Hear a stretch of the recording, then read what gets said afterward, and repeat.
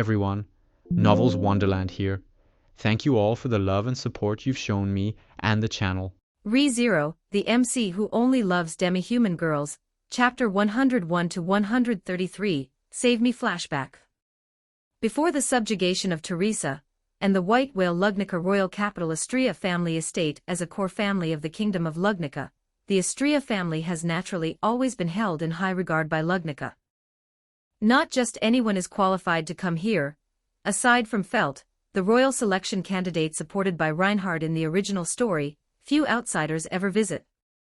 At this time, Fiona was only 9 years old, and she spent the vast majority of her time with Teresa. This time, it was because a clan meeting within the Istria family had called Teresa back from the royal capital. So what have you all decided?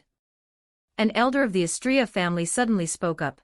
His only concern was that Fiona's appearance had already become a threat to the inheritance of the Sword Saint within the Istria family. If it's a matter of strength, I believe there is absolutely no problem with Fiona becoming the Sword Saint. Teresa said without reservation. Although Fiona did not share the Istria bloodline, she was a child Teresa had watched grow up since infancy. Teresa understood her disciples' habits very well. There is no possibility of an outsider becoming the Sword Saint, not even Wilhelm. Although it's unclear what heights Fiona will eventually reach, to ensure the reputation of the Istria family is not tarnished, Teresa. We will no longer allow you to teach Fiona. The talent Fiona displayed at this time surpassed almost every member of the Istria family. The Sword Saint, as the name implies, is a peak existence in swordsmanship. At this time, Reinhard was still too young. Though he was excellent in many ways, perhaps due to family reasons, he had not yet fully displayed his talent as a swordsman. You should understand the confidence I have in saying this here. This isn't just the opinion of the Istria family. Unless Fiona is brought into the Istria family, the outcome of this matter is already decided. Teresa. Meeting adjourned. The young girl sat on a chair in the courtyard waiting for Teresa, not because she was particularly well behaved, but purely because she would get lost otherwise. Teacher, let me take that. The girl proactively took the dragon sword Teresa was carrying. Fiona also seemed to notice that Teresa's movements were a bit sluggish, as if she were deep in thought. Fiona, have you ever considered aiming for a higher position? Teresa spoke first. Are those old geezers giving you a hard time again? I don't care about that stuff, but if teacher could arrange a demi-human maid for me, I could. Ow, ow, ow. Teresa clenched her right fist and repeatedly ground it against the top of Fiona's head. Teacher. The memory shattered into fragments.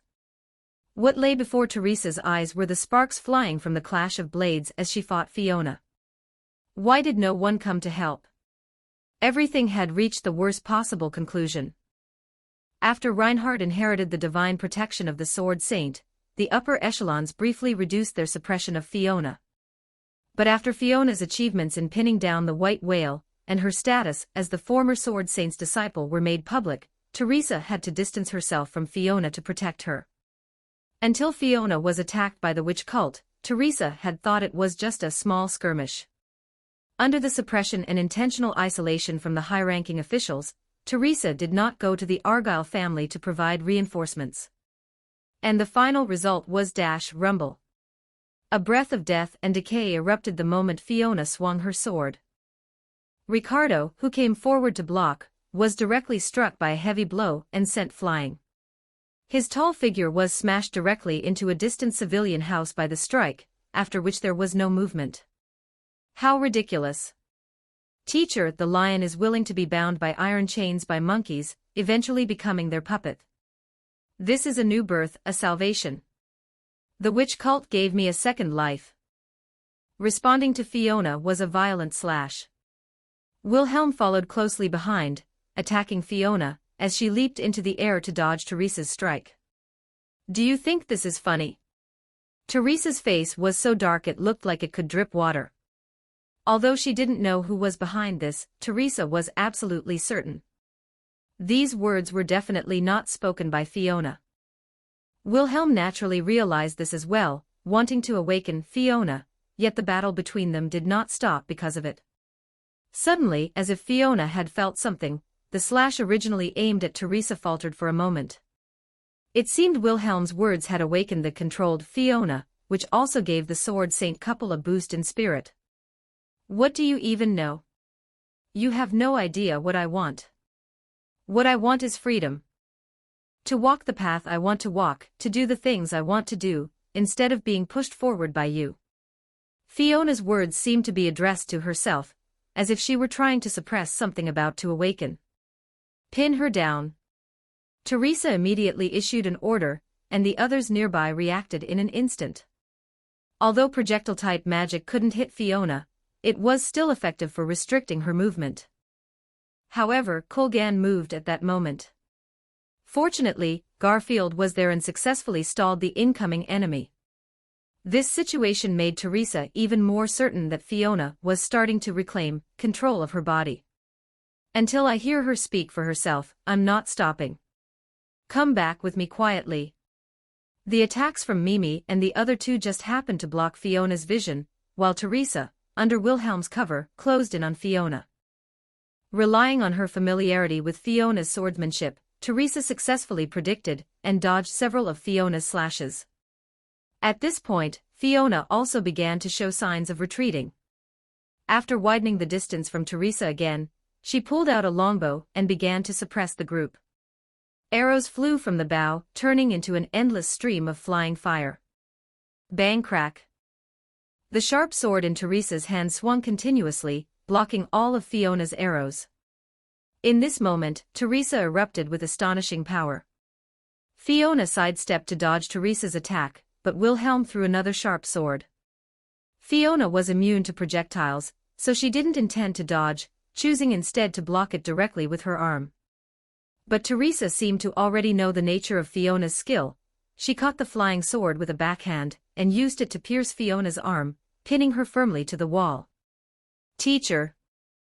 In this moment, Fiona seemed to have regained her senses, but Teresa failed to notice the slight, triumphant smile at the corner of Fiona's mouth. But all of this was annihilated in Teresa's eyes, which were flickering with excitement and hope. A terrifying sword key swallowed Fiona's figure, yet it precisely avoided affecting Teresa. Only one person could achieve such a feat. Grandmother, are you all right? Reinhard supportively helped Teresa up. 102 Chapter 102 The Reunion of Siblings Chapter 102 The reunited siblings Watergate City in front of City Hall Reinhard. The white whale, used to stall Reinhard, was ultimately heavily damaged by him. Fiona already knew Reinhard was about to arrive, while she was entangled with Teresa and the others. Grandmother, if it's only like this, it won't help Fiona. Reinhard chose to inform Teresa of the cruelest reality, and everyone was well aware of Reinhard's personality. And this was the best way he could handle it, at least in Reinhard's eyes. The Fiona before them was merely a corpse controlled by someone else. Is that so? Is there no other possibility? Or rather, Grandmother, that power on Fiona has not dissipated, nor has it weakened because of your attacks. Undoubtedly, Reinhard was nearly perfect, whether in handling certain incidents or in battle. Teresa. Wilhelm immediately rushed to Teresa's side, and began to comfort his grieving teacher. Elsewhere. My knees. My cervical spine. Having taken a solid hit, Fiona began to gulp down instant damage potions. Fortunately, her Ender Pearl activated in time. Otherwise, Fiona would have had to return to the Nether to respawn. The giant dragon controlled by the Archbishop of Sin of Lust, Capella, carried Subaru and the others away from City Hall, although the subjugation team was indeed powerful. Faced with the nearly unkillable Capella, the group could only choose to evacuate first. And because of Reinhard's arrival, Capella also consciously left City Hall. Immediately after, the water intake was completely opened. Watergate City is a circular city built in a lake, with terrain high on the outside and low in the middle, as long as water passes through the city's high walls. It will be completely swallowed by the city center. Even though getting beaten really hurts, it's not to the point where I'd take my anger out on innocent people. Fiona added Frost Walker to her netherite boots. The surging flood at the embankment began to spread toward the city. Rushing toward the low-lying areas, if no one stopped it, most of the city would be submerged in the flood before long. As Fiona stepped onto the water's surface, the rampaging flood stopped in an instant. Small water pillars formed by the massive thrust instantly turned into icicles. The moving water stopped in an instant, displaying its unstoppable force in the form of stillness. The freezing range began to expand. As Fiona began to walk on the ice, the frozen area gradually grew. In an instant, she reached the embankment. As expected, the surging flood was successfully halted, and the disaster suffered by the city was greatly reduced. It seems Pandora's little play has successfully deepened the rift between Reinhard and the others. Fiona talked to herself. In the original plot, Reinhard had killed the controlled Teresa in front of Wilhelm. But now, Reinhard had killed their disciple, which was herself, in front of Teresa and Wilhelm. The next plot point should be the subjugation team starting to target each Archbishop of Sin. Because the witch cult still controlled the entire Watergate city, and the conditions they proposed were for everyone to hand over Roswell's Book of Prophecy, the witch's remains, the artificial spirit, and a wedding with Amelia. Naturally, two of these were things Fiona needed, of course, not the artificial spirit or Amelia. The Book of Prophecy was likely burned beyond recognition, and Fiona had no use for it, but she was determined to get the remains. Temporary base of the royal selection candidates. On this day, Felix learned the news that his sister had not died, but after a period of upheaval. Intelligence arrived that his sister had been eliminated by Reinhard's sword in front of her teacher. You need to rest. Crush lay on a temporary makeshift hospital bed, scarred from her battle with lust. Petra's ability was too bizarre. Without a sufficiently powerful divine protection or authority, it was very difficult to kill her. At this moment, to soothe his emotions, Felix had been overextending himself because of the critical situation. The wounded were being brought in one after another. As the main physician here, Felix had to maintain everyone's lives. Crush directly grabbed Felix's trembling hands, which were covered in blood and dust.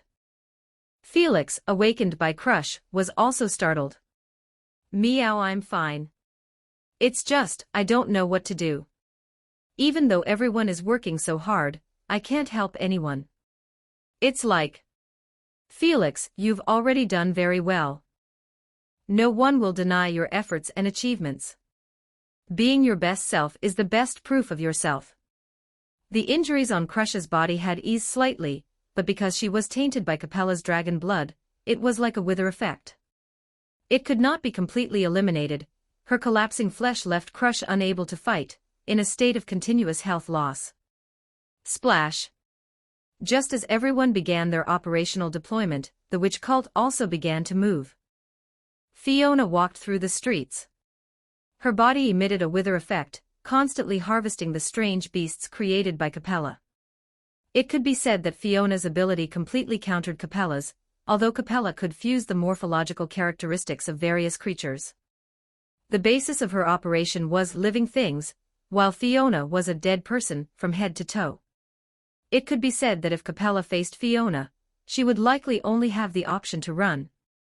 And just like in the original plot, Subaru and Reinhard went to retrieve Amelia, while Priscilla went to deal with the Archbishop of Sin of Wrath. Lust was being dealt with by Anastasia and others in a joint effort. As the Archbishop of Sin of Pride, Fiona had just died at Reinhard's hands. Furthermore, she hadn't overly exposed herself now, so the group didn't leave anyone behind to deal with her. This is my escape route. Fiona's fake death bought her a great deal of time. As Fiona's search accelerated, she could almost pinpoint the location of the remains to a general area. Late at night, Felix sat by Crush's bed. At this time, Crush had fallen into a deep sleep due to her injuries. And the figure of an attacker began to approach this place. Chapter 103, Between a rock and a hard place. Noisy sounds erupted from outside the door, waking Felix, who was keeping watch over Crush. As a cat demi-human, Felix's hearing was exceptionally keen. Clearly, there were many different voices, yet they all originated from a single source. It was approaching this way. Felix, don't you want to give your sister a hug? Fiona pushed open the door, but the person before him lacked any of the familiar feeling from Felix's memory. In the next moment, the person's appearance began to shift, and even their voice started to change. This young lady has arrived. As the familiar voice rang out, Felix immediately recognized the person before him. The Archbishop of Sin of Lust. At this moment, Crush's strength was greatly diminished, and the wounds on her body showed no signs of recovery. Therefore, there was no one in the room who could stop Capella. Felix quickly grabbed a dagger from the table, but Capella didn't care about the Felix in front of her at all. Even if Crush were to plunge a sharp sword into her chest, she wouldn't be able to kill Capella, let alone a healer like the demi-human before her who possessed almost no combat ability. It seems she still can't endure it, despite her noble lineage. How pathetic! Capella turned her attention to the unconscious Crush, mocking her painful state. What did you do to her? How can she be cured? Felix pointed his dagger at Capella, but she ignored his threat. She allowed Felix to plunge the dagger into her chest, then began her malicious behavior using the face of someone Felix cared about.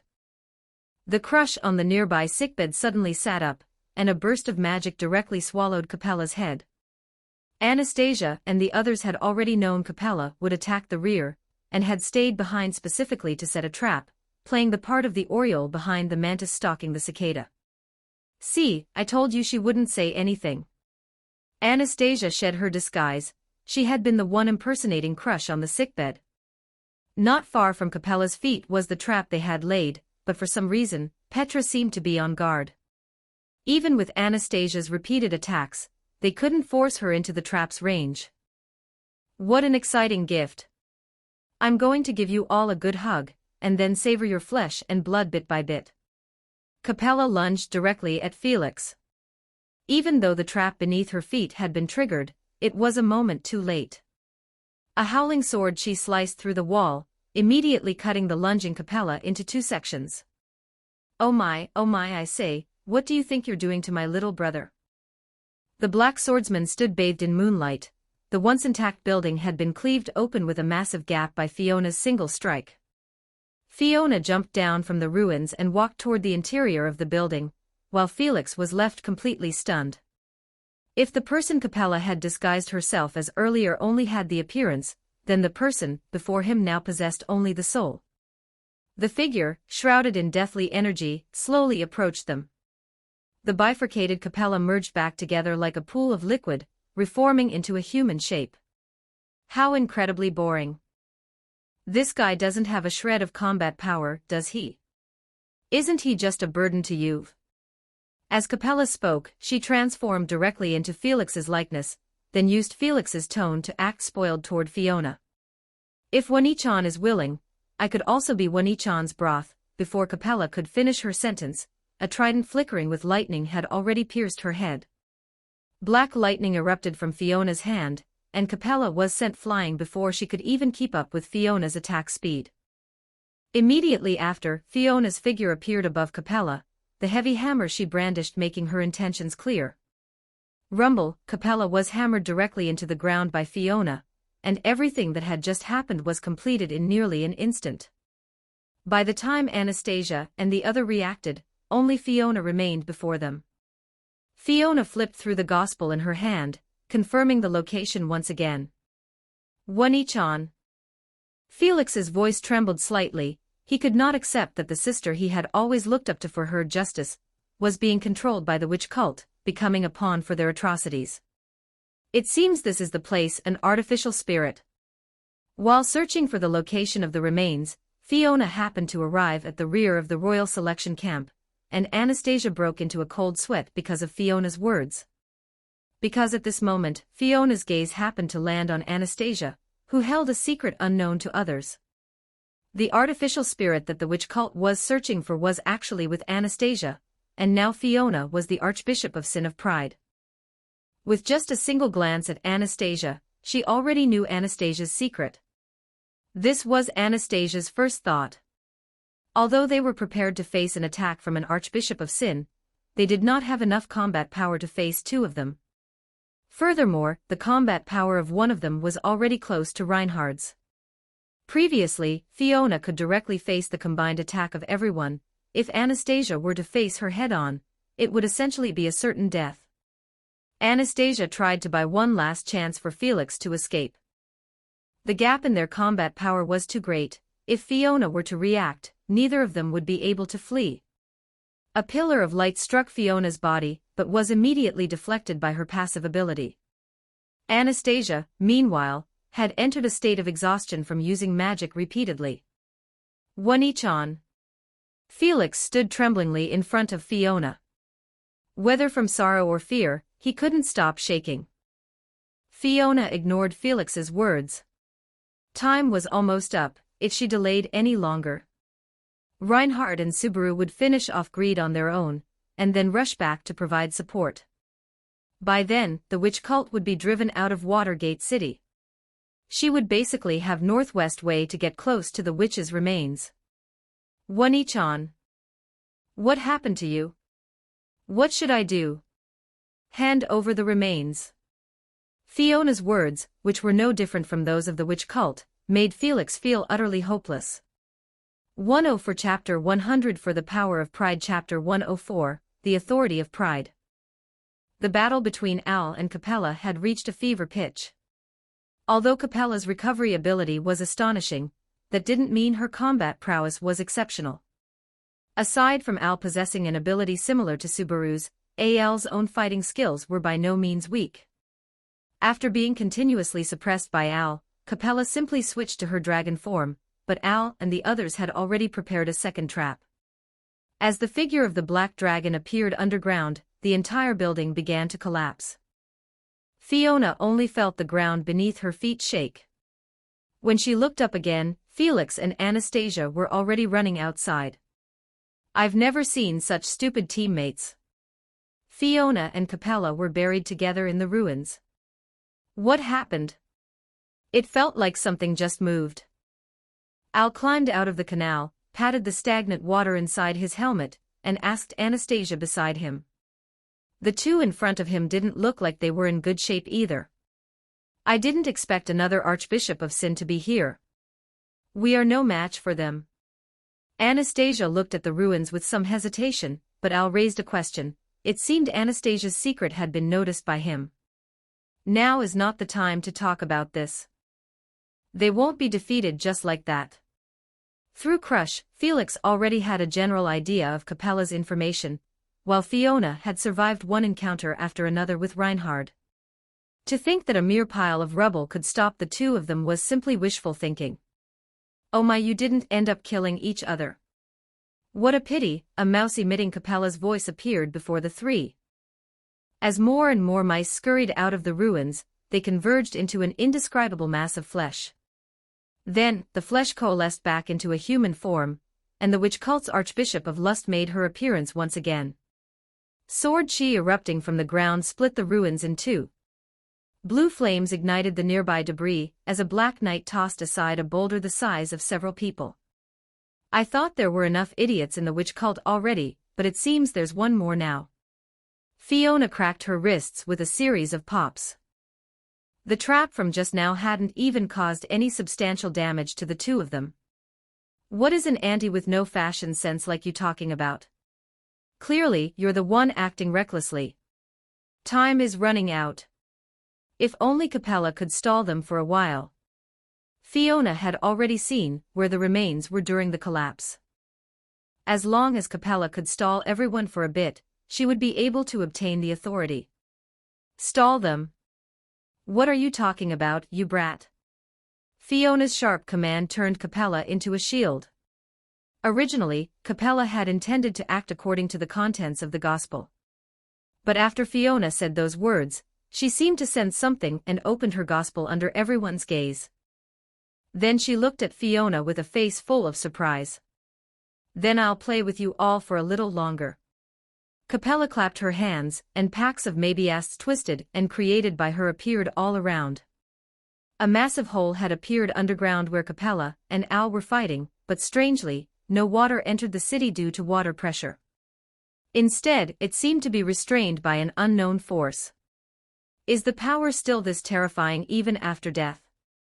As she went deeper underwater, several stone pillars several meters thick pointed in a certain direction. Fiona approached that way. More and more stone pillars gradually converged into a sphere, just like a trap set by a hunter, with the prey trapped in the middle. Found you. Fiona knew it wasn't time to rush. If she were too hasty in taking the power of Typhon, the Witch of Pride, the entire city would collapse. Fiona already possessed the flight ability of the Wither, so moving underwater wasn't difficult, and she didn't need to worry about losing her way.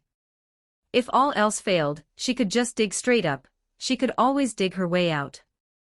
Fiona didn't spend much effort building pillars made of a combination of cobblestone and obsidian to support the city and these stone pillars. After confirming several times, Fiona approached Typhon's corpse. Just as Typhon had said in the witches' tea party, she was here waiting for Fiona. You're finally here. The moment she touched the corpse, a familiar sound rang in Fiona's ears, and a massive power began to flow into her body. This was effectively the first time Fiona had truly obtained an authority from this world, and it was the authority of the Witch of Pride. While familiarizing herself with the power, Fiona felt a figure wrapped directly around her neck. Let's go, let's go. Staying in one place all the time is so boring. Typhon wants to see this new world too. It seemed Typhon had escaped the witches' tea party, which was originally a space used by Echidna, the Witch of Greed, to store her soul, and the souls of the other witches. It was also an opportunity waiting for resurrection. Unlike the other witches, Echidna truly did not want to die, while the others had long since come to terms with it. Typhon's actions were very dangerous because Fiona's soul was currently complete. Her authority couldn't do what Pandora's did. If Fiona wished, she could directly expel Typhon's soul. Then Typhon's only destination would be the other side, she would truly be dead. I'm going out even without you telling me. Watergate City, rumble, this vibration far exceeded the aftershocks of the battle between Capella and Al just now, the entire Watergate City was affected. Without the maintenance of the witch's power, Watergate City would eventually be torn apart by water pressure and then swallowed by the flood. Fortunately, Fiona had already set up supports and protection at the bottom of the lake. Blocks that completely defied the laws of time supported the city, preventing it from being destroyed. What's happening? Al and Capella had been fighting for a long time. Reinhardt and Subaru had likely finished dealing with the Archbishop of Greed by now, and would probably arrive soon, after hearing the commotion here. Anastasia was being treated by Felix due to excessive exhaustion. Watch out! A Mabeast bypassed Al's defense and came before Felix. Felix could even see the sharp teeth in its mouth and smell the foul stench of blood. Boom crash. Without any warning, the Mabeast was suddenly sliced in half. Chapter 105, The Tables Turn. Not just the ones in front of Felix, all the magical beasts centered around the ruins were split in two. The cuts were extremely smooth. It wasn't until the beasts made their next move that the two loosely joined pieces of flesh finally truly separated. Splurt in an instant, a thick smell of blood filled the entire battlefield. What's going on? What happened? Felix and Al looked around warily. Based on their intel, their allies didn't possess this kind of strength. Even Reinhard couldn't achieve such a bizarre scene. Could it be? Felix suddenly understood something, and immediately after, a figure appeared high up on the ruins. Proof of being loved, the authority of pride. Fiona spoke slowly. At this moment, her aura changed abruptly, and a faint sense of suppression swept across the field. I mean, are you kidding me? It was already difficult enough to deal with her, how can this girl still get stronger? Al looked at Fiona before him with a hint of retreat. The air seemed filled with spikes, just breathing would bring them into the lungs, mangling them into a bloody mess. Could that commotion just now, she didn't find the witch's remains, did she? Anastasia voiced a guess that made everyone's skin crawl, considering the witch cult's methods. If they got their hands on those remains, there's no telling what might happen. Sorry, everyone, I'm late. The red figure arrived just in time, while Capella had long since vanished. It seemed she wasn't very willing to be Reinhard's sparring partner. It certainly seems so. I truly have some doubts about whether you are worthy of the title of Sword Saint. Fiona was now brimming with battle intent. Black netherite armor instantly covered her body, and a sharp sword was drawn from the void. I have doubted it too. I only hope to protect everyone to make up for the mistakes I've made. Reinhard did not hesitate. The unsheathed dragon sword was drawn by him, following the swing of Reinhard's arm. The dragon sword completed its slash almost instantly, a soaring sword chi burst forth, dyeing the entire world white. With just a wave of her hand, the sword chi rushing toward Fiona was cut in half, and then vanished completely. Fiona felt her head spin. It seemed to be a side effect of the authority of pride, her vision blurred. In that brief moment of Fiona's daze, Reinhard had already rushed in front of her, his blade flashing with a cold chill aimed straight for her neck. To Reinhard, Fiona had indeed been his friend and senior sister before, but that was all in the past. The current Reinhard bore the title of Sword Saint. His sole purpose was to eliminate any existence that would threaten the kingdom. Fiona, as the Archbishop of Sin of Pride, was among them. The two blades collided, the resulting shockwave kicking up sand and stones. But surprisingly, although Fiona's slash had clearly been blocked after clashing with Reinhard's, the ground behind Reinhard was covered in dense sword marks, and even the buildings not far away collapsed simultaneously. Reinhard looked at his body hesitantly. He had clearly blocked the slash, but the damage had actually landed on his body for real. Under the shocked gazes of Felix and the others, that figure symbolizing invincibility slowly fell. One each on. Stop it, please. However, this scene of despair did not last long. With the divine protection that stacks like nesting dolls to allow for infinite resurrection, Fiona simply could not kill Reinhard. With just a flash of golden light, Reinhard was resurrected with full health. The battle between the two broke out again. Their swords turned into streaks of light dancing in the air, and nearby houses collapsed instantly from the aftershocks of the fight. Fortunately, most of the residents had hidden in underground shelters, so Fiona didn't need to worry about harming the innocent. Taking advantage of a gap in Fiona's slashes, Reinhard's second attack came. This time, Reinhard was already on guard. Although he still didn't understand the authority Fiona wielded, he tried his best to stay out of her attack range. Moon plunder myriad calamity fangs. Dense sword chi descended from the sky. Fiona clearly saw through Reinhard's intentions and directly launched an area of effect attack. Reinhard had no choice but to swing his sword to block. When the dust kicked up by Fiona's attack settled, Subaru and the others who had arrived also saw the full picture of the battlefield. Reinhard's body was once again dripping with blood. Every single one of the previous attacks had landed squarely on him. The divine protection of immortality triggered once more. Reinhard's gaze began to grow solemn. This bizarre method of attack left him baffled. Is that all? If you want to hold on like this, are you a sword saint or a medical saint? Do I need to open a pharmacy for you as well? Fiona's figure moved. Roaring flames erupted from her blade, seemingly containing infinite power. Dark sun, embers, extinction flame, abyss. Fiona's strongest strike. Reinhard dared not be careless. His teammates were behind him, even if Fiona's target wasn't the others. But the range of this attack was simply too large. Even a sliver of the battle's aftershock would be enough to kill Subaru. Reinhard had no choice. He blocked this strike once more, and as expected. Reinhard. How are you?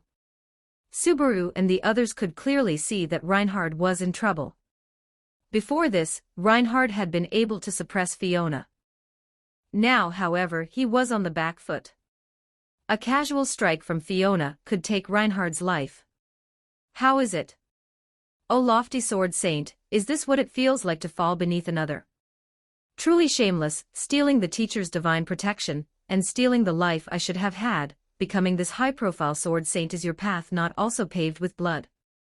Subaru, something seems wrong. Rem, who had arrived with Subaru, seemed to have noticed something unusual. The spot where Reinhard stood was riddled with holes. If it weren't for Reinhard's divine protection being able to repair damaged clothing, he would likely be in a wretched state right now. But far from the range of Reinhard's attacks, the areas that should have been affected by Fiona's sword chi were actually perfectly intact. 106 Chapter 106 The Witch Cult's Special Attack Weapon. Chapter 106, The Witch Cult's Anti-Special Noble Phantasm. In that case, Reinhard, seemingly having noticed something, lowered the sharp sword in his hand and shifted to close-quarters combat.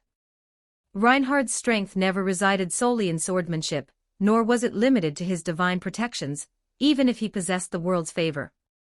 Reinhard's diligence was not at all inferior to Fiona's. Even without the dragon sword, Reinhard would still be the strongest person in Ludnica. Who exactly are you looking down on? Fiona was not afraid at all, swinging her iron hammer to block another of Reinhard's strikes. Just like before, the two were clearly evenly matched. But the damage was reflected entirely onto Reinhard's body while Fiona remained completely unharmed. Reinhard's abdomen caved in as if struck by a blunt weapon. Reinhard's figure flew backward, crashing directly into a distant house, which collapsed upon impact. Reinhard. Seeing Reinhard falter again, Subaru hurriedly brought Rem to provide support. Although he wasn't sure why, given the current situation, they had to fight the Fiona before them. Fiona did not pursue her advantage, because she knew very well that no matter how she attacked Reinhard, she could never truly defeat him. The only possibility of defeating Reinhard was through the psychological level. Subaru had achieved this in the if lines. Clatter hum. Fiona pulled out the dragon sword stuck in the ground. The sharp sword Reinhard had set down hadn't had time to be sheathed. To her surprise, Fiona did not feel any rejection from the dragon sword. It seemed she, too, had been affirmed by it. As Fiona's external mouthpiece, Pandora was not idle either, still attempting to dismantle Reinhard's psychological defenses. How is it? Is this the representative of the Sword Saint? It seems you are not the only one who meets the criteria. The sight of Fiona drawing the dragon sword sent a chill through everyone's hearts. Fiona's strength was already formidable, and now she had even repelled Reinhard. Is that so? You're still there, Fiona. Is it a divine protection? Is it a divine protection? Subaru and Fiona reacted simultaneously. Undoubtedly, only those with the divine protection of the Sword Saint can use the dragon sword, but as a darling of the world, it was understandable for Reinhard to possess any kind of divine protection. I temporarily added a divine protection unique to Fiona, such that only Fiona can draw the dragon sword. At least this proves that a part of Fiona's will is intact. Reinhard brushed the dust off his clothes. Having scouted the enemy's situation, the next step was to take down the Fiona before him. Knowing only the answer without being able to write the process, even if you say, I know 1,000 times, it is all in vain. Fiona did not shift her gaze, still staring intently at Reinhard, as if he were the only person there. In Fiona's eyes, everyone present except for Reinhard had turned into high-quality skinned block people. Before she could fully confirm the identities of the others, Fiona didn't dare to attack indiscriminately. If she accidentally dealt a finishing blow to Subaru, she'd have a lot of trouble on her hands. Wani-chan. Can you hear me? Felix realized something instantly. The divine protection Reinhard added was specifically for Fiona. If it were just a physical body or a fragmented soul, it wouldn't be able to deceive the eyes of the world. Divine protections in this world were similar to world permissions, and the issuer of these permissions was naturally the Re-world. Reinhard, didn't you feel any change in the battle with Fiona just now? Subaru knew Reinhard had fought Fiona before, and previously Reinhard could suppress her. But now he was being bizarrely overwhelmed. This was clearly problematic. Excluding a sudden spike in combat skill, the only explanation was the authority Fiona mentioned. Seems to rarely take the initiative to attack. Reinhard began to recall his previous combat experiences with Fiona. Subaru had already become an anti-witch cult archbishop's special noble phantasm. 2 archbishops of sin had already fallen by his hand. Regarding Subaru's inquiry, Reinhard naturally wouldn't question it further. Because the Fiona before them was now also the archbishop of sin of pride, falling within the range of Subaru's special attack. Then there's the form of attack. Her attacks, are you saying? I'm counting on you. Now the only people besides Subaru were Rem, Emilia, and Regulus's wives who had been settled. Beatrice was with Otto dealing with gluttony. Humboom. A massive ice pillar formed instantly. The moment Subaru called her name, Rem was already prepared. Ice spikes surged toward Fiona, with Rem following closely behind swinging her flail. With a sweep of Fiona's gaze, the ice spikes in front of her were split in two, and Rem had already arrived before her. The flying flail pulled its iron chain to circle in the air, binding Fiona's body in an instant. But a man-sized square stone pillar suddenly appeared in front of Fiona, blocking Rem's attack. Before Rem could react, Fiona had already appeared behind Remington. Your opponent is here. Reinhard arrived just in time, delivering a kick to Fiona's waist, causing the dragon sword in her hand to fall to the ground. The attack landed. Just as I thought, Subaru said with an excited look on his face. What's going on? Why can she be hit now? Has the authority worn off? Felix asked anxiously, wishing he could go and stop his sister himself. If I'm not mistaken, one of Fiona's authorities should be damage reflection. Although the specific trigger conditions aren't clear, it seems certain now. Fiona narrowed her eyes upon hearing Subaru's analysis. It seemed she had underestimated this young man. After all, they were both transmigrators. It would be somewhat unreasonable if he couldn't analyze this kind of thing. Indeed, one of Fiona's abilities was damage reflection, which she called Judgment of Hammurabi. As long as the damage caused by the opponent exceeded 80% of Fiona's maximum health, it would all be reflected back. But if it didn't exceed that, it wouldn't trigger. This was an ability used entirely to deal with Reinhard, and Reinhard had been killed by his own attack. Chapter 107. Escape quickly. After gaining a general understanding of one of Fiona's abilities, Reinhard also thought of a way to counter it, controlling the intensity of his attacks. Reinhard felt a brief trance, and his vision seemed to return to the past. In the courtyard, 2 wooden swords collided. Fiona and Reinhard were close in age.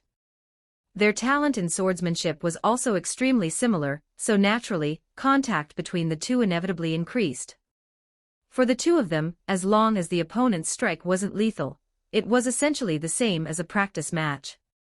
Fiona, why do you want to become stronger? This was a question Reinhard had once asked. Era, why do you all always like to ask such philosophical questions? If I say too much, it'll make the author lose hair. As their sword tips collided, the scene before Reinhard's eyes changed. That leisurely afternoon transformed into night. The rows of pavilions turned into blood-stained ruins, and the sword blades reflected their faces.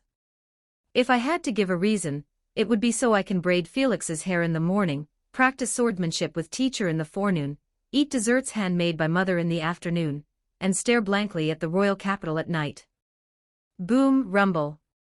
The fighting style of the two shifted from one-hit kills to high-speed combos because Reinhard wasn't clear on the specific range required to trigger Fiona's ability. Therefore, he could only weaken Fiona through repeated consumption, but both of their resurrection abilities were far beyond the norm. To the point that achieving this effect required moving at an incredibly exaggerated speed. It's 10 Reinhards and 10 Fionas. Strictly speaking, this was Subaru's first time seeing a true pinnacle duel. There weren't many opponents who could survive under Reinhard's hand and manage a back-and-forth exchange. As for Regulus, he was simply suppressed one-sidedly, being hit back and forth like a sandbag. Reinhard just couldn't break through his defense. The speed of the battle between Fiona and Reinhard had exceeded the range observable by the crowd, even creating a cyclone that dragged surrounding objects toward the center of the battlefield. Then what about you, Reinhard, why do you become stronger? I'm not sure myself. My becoming stronger seems to depend on what is required of me. Perhaps I came here to fill the voids of this world. In the original series, the original author never fully finalized Reinhardt's settings, possibly to allow for timely filling of plot holes in subsequent stories so that Reinhardt would remain the strongest. The sharp swords in their hands constantly clashed like a torrential rain hitting the ground. The netherite sword in Fiona's hand could already be considered top tier. But it was still insufficient when facing Reinhardt's dragon sword, even though Fiona had enchanted the netherite sword with top-level unbreaking and mending, it was to no avail. The reason I become stronger is to answer the expectations of thousands upon thousands of people. The netherite sword in Fiona's hand finally could not hold out and shattered. At Reinhardt's shout, ice walls rose from the ground, forming a circle centered on Fiona and closing in on her. The suddenly appearing ice walls instantly bound Fiona's figure, followed immediately by the arrival of the Wilhelm couple. Just like all happy ending plots, after the protagonist's camp has dealt with the villain's other characters, the last remaining enemy naturally has to endure a righteous group beating from the protagonist's side. A wither bomb successfully shattered the ice wall Rem had summoned, but as Fiona gripped a sharp sword again, she found the enemies already before her. Ender Pearl. Fiona threw an ender pearl without hesitation. If she didn't leave now, it would be too late. The other teams, having suffered no casualties, also arrived in time. Under Subaru's command, the three Mimi siblings directly hit the ender pearl Fiona had thrown. A bewildered Fiona found herself suddenly in midair. Luckily she could fly, otherwise she would have fallen straight to the ground. This is bad. There's no time to heal that white whale fellow, and it can't support me now. I didn't expect Reinhardt to figure out my ability so quickly. Even Fiona herself was experiencing her ability for the first time, yet Subaru seemed to be using cheats, seeing through her secrets at a glance. Only Fiona hadn't noticed that with her help, the current subjugation team was vastly different from the one in the original series. The three Mimi siblings had no losses. Wilhelm was paired with Teresa, and Rem was also providing support from the side. Fiona decisively switched her weapon, and a trident instantly appeared in her hand. Under the influence of the trident, the waters of Watergate City began to change, and in an instant, a massive whirlpool formed around Watergate City. But this wasn't just from the torrent enchantment, there was also Fiona's second ability, Sword of Damocles, a sword chi that appears at Fiona's will. Under the churning of the sword chi and the enchantment effect, a vacuum zone appeared around Watergate City. Outside Watergate City, which was originally surrounded by lake water, one could now clearly see exposed rocks, some strange sand and black heads. A triggered redstone mechanism pushed the final piece of soul sand. Outside the city walls surrounding Watergate City, several ominous figures gradually flew into the sky, accompanied by the omens of thunder and dark clouds. The Wither began to activate. Although the Wither's combat power wasn't very outstanding compared to Reinhardt, it was no problem for them to facilitate a retreat under Fiona's guidance. At the same time, Felix not far away also began to act. He had waited too long for this day. The witch cult and Roswell weren't the only ones who could research necromancy. After experiencing Fiona's death, Felix had also extensively researched this power from another world. They strip away vitality, but they also fear vitality. This was the conclusion Fiona had ultimately reached, and Felix finally understood why his continuous healing of Fiona back then had no effect. Because for Fiona, it was no different from harming her. The more the aura of death spread, the stronger they became, but healing magic could harm them. A blue beam of light shot straight into the clouds. Even Subaru hadn't expected Felix to have this card hidden. This is a large-scale healing magic, Fiona said with a look of astonishment. 108 Chapter 108 Fiona's Defeat CG Chapter 108 Fiona's Defeat CG Felix's specialty is water magic, and most of its effects are related to healing. Although Felix is almost completely ignorant of combat, he can practically bring the dead back to life when it comes to healing. However, the area of effect healing magic before them isn't very practical. its healing effect is far inferior to Felix's one-on-one treatment. So Felix wouldn't normally use this magic, and the reason he created it was for this very moment. As the giant magic circle rose, Felix became its center, and everyone suddenly felt a warm sensation. Some of the wounds on their bodies began to show signs of healing, although the effect wasn't very obvious, it was enough. So he can already go this far. Black smoke began to emanate from Fiona's body, like shadows scorched by the sun, and the approaching withers had no time to dodge, also taking AoE damage from Felix. This brief pause instantly caused Fiona's advantage to vanish, as she was facing the top combatants of Lugnica. Moreover, with Reinhard present, the withers knocked back by the damage were instantly swallowed by sword chi, before their second phase could even activate. Reinhard had already reached the withers with his sword, wiping them out one by one. You have nowhere left to run. Surrender. Subaru stood before everyone, counting Fiona. This was already the third Archbishop of Sin he had defeated. The remains of the withers falling to the ground produced massive explosions. As the blasts became more frequent, Fiona knew she could no longer escape. Perhaps. Fiona seemed to think of something. At the same time, she raised her hands in a gesture of surrender. Start the draw. Fiona had gained quite a few fun points during the battle in Watergate City. The pointer on the lottery interface swept across the screens before stopping. First time. Second time. Third time. Unfortunately, no miracle occurred. She didn't even draw a mergeable block. Everything that appeared were items and blocks she couldn't use right now. Chains used to restrain Fiona had already bound her hands, but this wasn't a problem for her. This predicament would only last for a while. In terms of force, there was Reinhard, and if she tried to break out by force, Subaru would reset. Of course, Fiona was certain that Subaru and Reinhard couldn't possibly keep an eye on her together forever, and she hadn't done anything deeply sinful. She also had a background. Everyone's idea was likely just to restore her, though a certain which would be pacing anxiously. Ultimately, Fiona was placed in a dungeon, experiencing the same treatment as the Archbishop of Sin of Wrath. However, Fiona's situation was more special. Because her combat power surpassed normal people, there were many more devices used to restrain her. Everything before Fiona's eyes was pitch black, just like the Witch of Gluttony in the Witch's Tea Party. Fiona's eyes were blindfolded, her hands and feet were bound with sturdy chains, her arms were crossed over her chest, and her body floated in the air, while Sirius was tied to a chair with chains. Subaru, Emilia, Beatrice, Rem, and Fiona accurately called out the names of the people before her. She had completely integrated the Wither's abilities. Detecting life had become her sixth sense. She could identify the people before her just from their unique life fluctuations. To be honest, I'm not even sure if you want to be our enemy, Subaru said, looking at Fiona, who was bound tightly in midair. In reality, as long as Fiona was willing, she could easily break free from these restraints. A wither bomb would do the trick.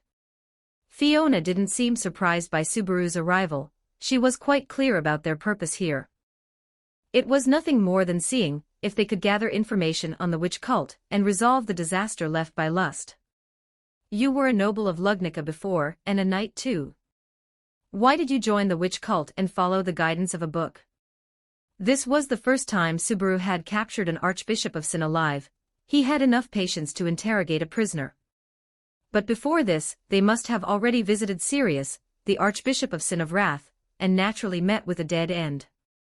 It is something you cannot understand. All right, I shouldn't have expected anything in that regard. Subaru immediately cut off Fiona's words. Like the fanatic sloth, Fiona's speech was completely delusional. Betty feels another power within her, Beatrice said to Subaru somewhat seriously, which happened to confirm the suspicions of Reinhard and Teresa. Fiona was being controlled. Hey, it's you talking right now, isn't it? Subaru had spent some time with Fiona, and knew her general personality. The way she was acting now indeed differed from previous save points. One-chan, do you have any way to remove Lust's dragon blood? After Subaru's question, Felix asked Fiona directly. Seemingly out of trust for Fiona, Felix didn't stay away from her like the others. Following a crisp sound, a glass bottle appeared behind Felix, leaving everyone stunned. Because there was clearly nothing there just now, which meant this bottle filled with white liquid was created by Fiona. Did we really capture her? Felix, you're still the same as before, only able to watch helplessly as everything happens. Felix, your water magic has improved quite a bit. Being praised like that by my sister makes me shy too, meow. A joyful Felix picked up the bottle and acted cute toward Fiona, though the scene appeared somewhat eerie to the others. How can you understand what she's saying? Did Reinhard give you some special divine protection? Subaru was somewhat surprised by the barrier-free communication between the siblings. Chapter 109, The Heaviness of Love. So you're saying Reinhard added a bunch of divine protections to Fiona's shackles just to bind her? Subaru, Felix, and the others left the cell after a brief exchange with Fiona. The chaotic Watergate City was gradually showing signs of life after the expulsion of the witch cult. People within the city had already begun clearing debris and rebuilding. Pain still lingered, but life had to go on. Yes, Wonichon has no way to restore the people twisted by the Archbishop of Sin of Lust either. I'm afraid we'll have to find a way to handle it ourselves. Capella, the Archbishop of Sin of Lust, could transform people into other twisted creatures. The monstrous beasts that appeared in the city earlier were the bitter fruit of Capella's handiwork.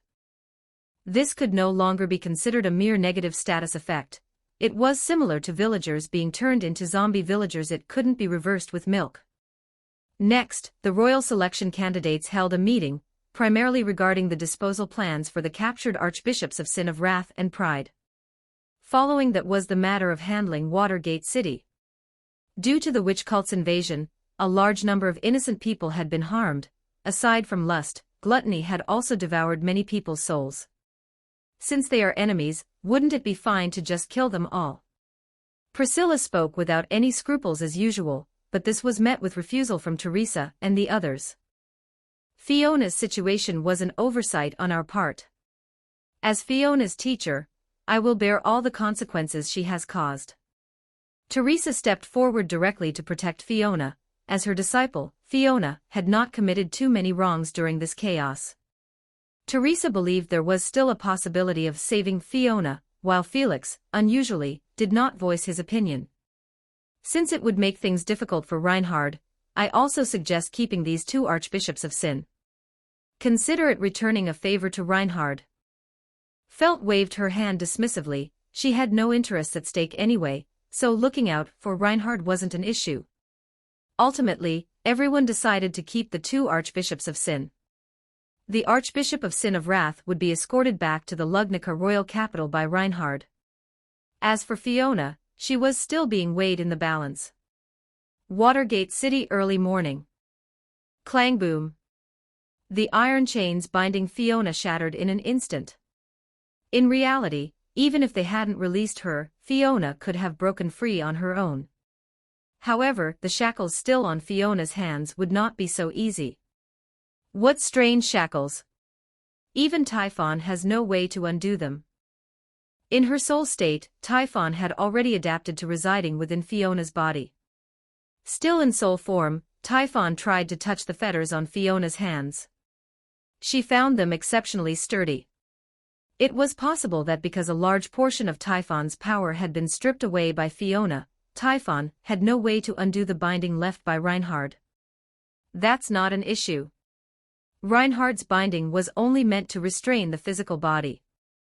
As long as Fiona died once, she could escape these shackles that carried weakening effects and a binding curse. How is it? Can you still adapt? With Reinhard's binding present, it was very difficult for Fiona to use weapons, and her combat power was significantly weakened. Therefore, everyone decided to release Fiona, as their subsequent plans might still require her help. You'll know if you experience it yourself. Pandora rarely allowed Fiona to speak once. In any case, Watergate City is currently in a state of chaos. We hope you can help us. Subaru and the others stood before Fiona. The mess before them was simply too large. Julius, just like in the original story, had everyone's memories of him devoured by gluttony. Tell me about it. Fiona stomped her foot heavily on the ground, and the shackles binding her ankles shattered instantly. Then, Fiona took off her blindfold. Fiona didn't enjoy sleeping all day. Why wear a blindfold for no reason? It's about the nameless. Many people struggling like this have suddenly appeared in the city. Subaru explained their predicament to Fiona. The authority of the Archbishop of Sin of Gluttony can devour others' souls and then use their abilities. Fiona was concise, fearing a certain which would interrupt again. Then does Fiona have any way to restore them to their original state? How truly laughable. To place your hopes on the witch cult, why don't you go beg the perpetrator for mercy instead? I don't have a way either. Killing gluttony or making them give it up voluntarily should work. Fiona's trash talk left Subaru speechless, and he could only place his hopes on Felix nearby. Wani-chan probably means she doesn't have a way either, the rest is too complicated, I'm not sure. Because Felix had lived with Fiona for a long time, he naturally understood her emotional expression. Felix's sensitive demi-human perception allowed him to roughly sense Fiona's emotions, from which he deduced her general meaning. Hee, meow. Felix rubbed his head with a grin. It seemed the tacit understanding between the two still existed. So, what are Felix's thoughts? Amelia also understood Fiona's predicament. It had to be said that Fiona was the most special one within the witch cult. Moreover, in a strict sense, Fiona was also Amelia's first friend. Amelia naturally hoped to help Fiona. If what Anastasia said is true, I also want to try and see if I can save Wani-chan. Anastasia had revealed a possibility in their previous conversation. Priscilla, Reinhard, and the others had already left Watergate City. Did Reinhard leave the authority to execute Fiona to Felix? Isn't that a bit? For Felix. Subaru was somewhat confused by Reinhard's way of handling things. Although Subaru didn't have siblings, he still understood the bond between Rem and Ram. If Ram or Rem were asked to execute their own sister, they would rather choose to end their own lives. No, meow. I've already had the resolve for a long time. If possible, I'm willing to use myself to trade for Wani-chan's liberation. Felix didn't seem to be affected, but the silence of the others said everything. Under pressure from the royal capital, Wilhelm and the others also needed to return to report on the situation. A restraint just like shackles. Is this what you people call love? Fiona looked at the shackles on her hands with implied meaning. 110 Chapter 110 Echidna is still chasing me. Chapter 110, Echidna is still chasing me. Watergate City, it seems you are all ready. Since most of the buildings in Watergate City had been destroyed, the meeting between Anastasia, Subaru, and the others was held in a small cabin. Anastasia seemed to have been waiting for a long time, and with her were the two siblings, Felix and Fiona. By the way, why are we meeting here so mysteriously, meow? Felix looked at the tense crowd with some hesitation, as he had spent most of his time by Crush's side. Now, because of his sister, he had no choice but to leave. After confirming that Crush had returned to normal and receiving her permission, Felix would also embark on a journey to find liberation for his sister. Seeing that you are all doing well, I can rest easy. With Julius added to the mix, it shouldn't be a problem. Anastasia stood before everyone with a beaming smile, though she appeared a bit unnatural at this moment.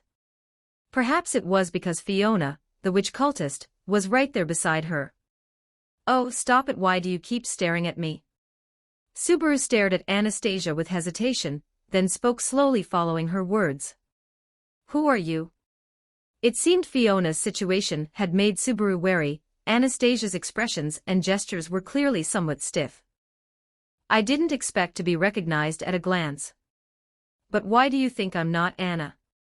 At this moment, aside from her appearance, Anastasia's temperament and behavior were like those of a completely different person. If we're talking about flaws, even Miss Anastasia would be saddened by her friend's injuries. Julius has been forgotten by everyone, and Ricardo is seriously wounded. Hearing Subaru's analysis, Anastasia merely shrugged. In terms of human touch, that's a fair point. It's better than Priscilla calling me a vixen directly. The one next to you saw through it instantly, though. Anastasia said, looking at Fiona nearby. All of that is secondary now. The main issue is that someone who is clearly not Anastasia is standing before me claiming to be my friend. So, who exactly are you? Subaru had already taken Beatrice's hand, but his composure was shattered in the next instant by two words, vanishing without a trace. Echidna. At this moment, Subaru only let out a questioning sound.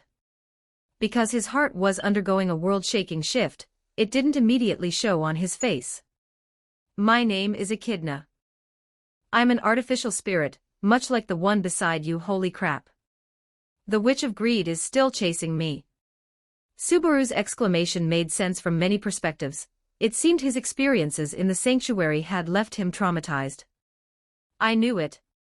You disguised yourself as Anastasia, then manipulated Fiona, and masterminded the attack on Watergate City. So that's how it is it really so? I'm still under your control. Damn it, how on earth can I escape your grasp? Subaru's string of outbursts left everyone unable to react for a moment. Hey, wait a second, don't react so violently. The spirit Echidna was also a bit frightened by Subaru's reaction, especially since the magical attack Beatrice summoned had already manifested, just waiting for Subaru's command. How could I not be violent? You inferior witch. You still want to use lies to trick me into signing a contract. Tell me, where did you hide Miss Anastasia, and how did you control Miss Fiona? Seeing that Subaru seemed to have some misunderstandings, the spirit Donna quickly explained. You might have it wrong. I'm not some mastermind, just an ordinary spirit. I haven't harmed Anastasia, I've been with her for 10 years. Your specialty is schemes and plots. 10 years. After hearing the spirit Donna's explanation, Subaru was shocked again, wishing he could just take Felix and retreat immediately. So you've been planning this for 10 years? No wonder. By the way, how did you leave the sanctuary? Using the same old tricks won't work. Subaru was still arguing with the spirit Donna until Fiona, unable to watch any longer, stepped in to mediate. Subaru, there's no need to worry. The person before you is not the Witch of Greed. She's less dangerous than Felix holding a knife. In other words, she really is an artificial spirit. Hearing the words artificial spirit, Subaru finally calmed down and glanced hesitantly at Felix. Felix also nodded. It seemed what Fiona said was correct. As for the description of his combat power, Felix had no objections because it was simply the truth. Fiona is right. It seems you don't like this name. You probably have grievances against my creator, but that has nothing to do with me. The spirit Donna also figured out the reason for Subaru's agitation and quickly continued her explanation. Even if I were the Echidna you speak of, how could your journey be so simple? A while later. Under the spirit Donna's persuasion, Subaru finally calmed down. Because Miss Anastasia's body has a defect and she can't use magic, she lets you control her body.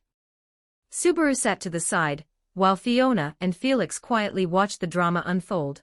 The current situation had nothing to do with them. Yes, controlling the body isn't something that hasn't happened before. As long as I take control, Anastasia can use magic. However, this time we couldn't switch back. Anastasia seems to have fallen into a deep sleep, which is also a huge headache for me. Because I love Anna, I must help her. Seeming to see Subaru's confusion, the spirit Donna stopped hiding anything and explained all her plans in one breath. Logically, controlling Anastasia's body wasn't a bad thing for the spirit Donna.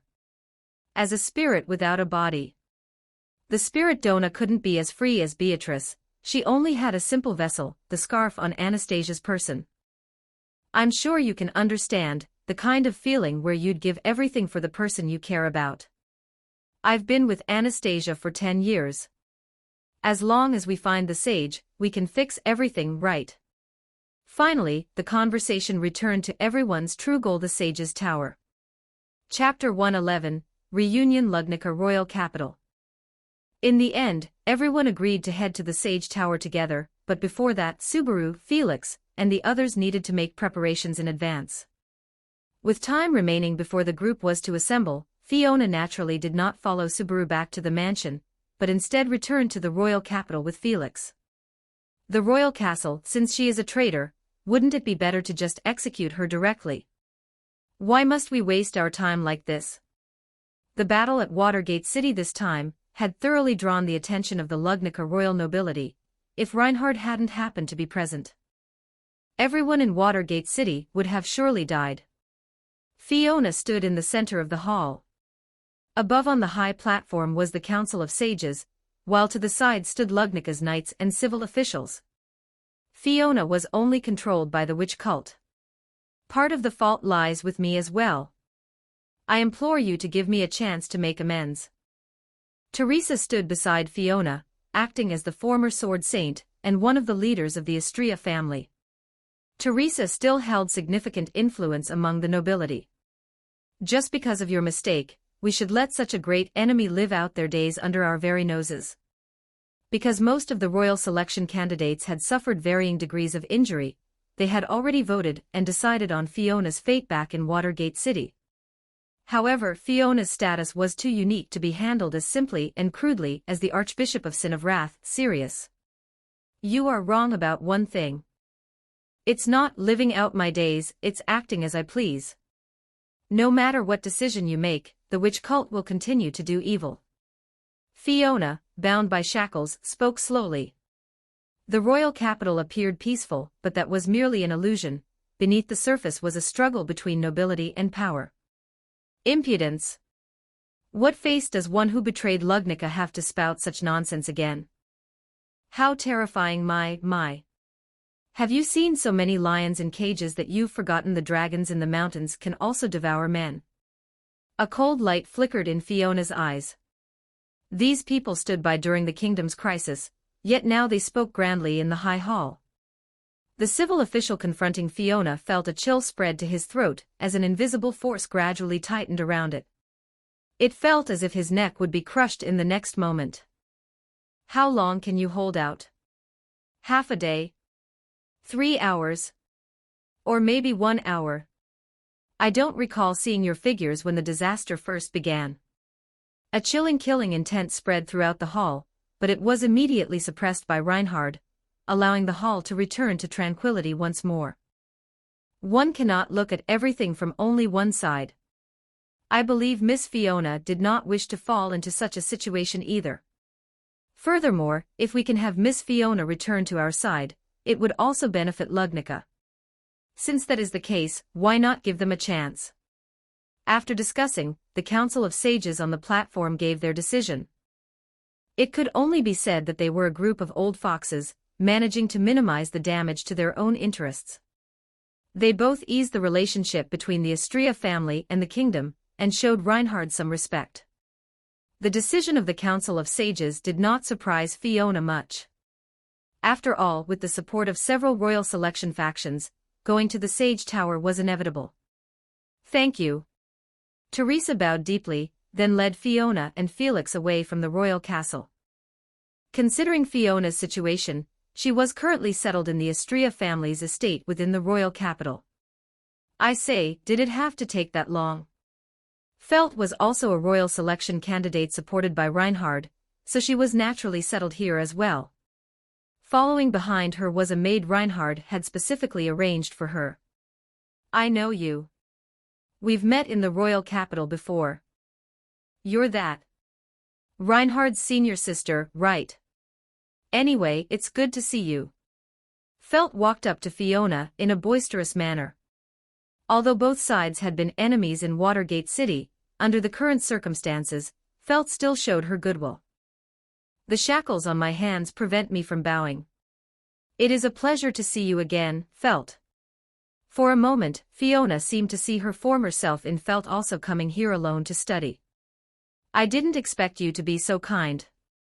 Fiona was originally born into nobility, she grew up here, and became an outstanding swordsman. Weren't you just saying you wanted to talk with her? Reinhard introduced Fiona to Felt, only to be hurriedly interrupted by the girl. Wait. Reinhard, don't just say it out loud. It turned out Felt was also a bit of a fangirl of Fiona's. As Fiona herself said, she didn't have many outstanding achievements, but bards had composed many songs about her. This meant Fiona's reputation in Lugnica was not small at all. Well, I just wanted to hear you tell the story of how you fought the white whale all by yourself. Under Reinhard's kind gaze, Felt finally asked the question she wanted to ask most. Although the white whale had already been recruited by Fiona, it didn't affect Felt's curiosity about Fiona's story. Eventually, the group sat down in the courtyard. Felt, who was usually busy with various lessons, had a rare moment of leisure. It seemed that because an important guest had arrived in the courtyard, everyone else was acting busy. A vast white mist surrounded everything, and 3 bloody maws attacked me simultaneously. Fortunately, I used my sword key to propel my body upward.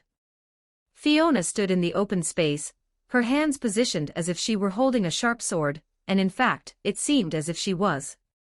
An invisible sword was indeed in Fiona's hands. This was another use of the authority of pride that Fiona had absorbed the sword of Damocles. Gathering sword key to form a blade was initially just an idea Fiona had.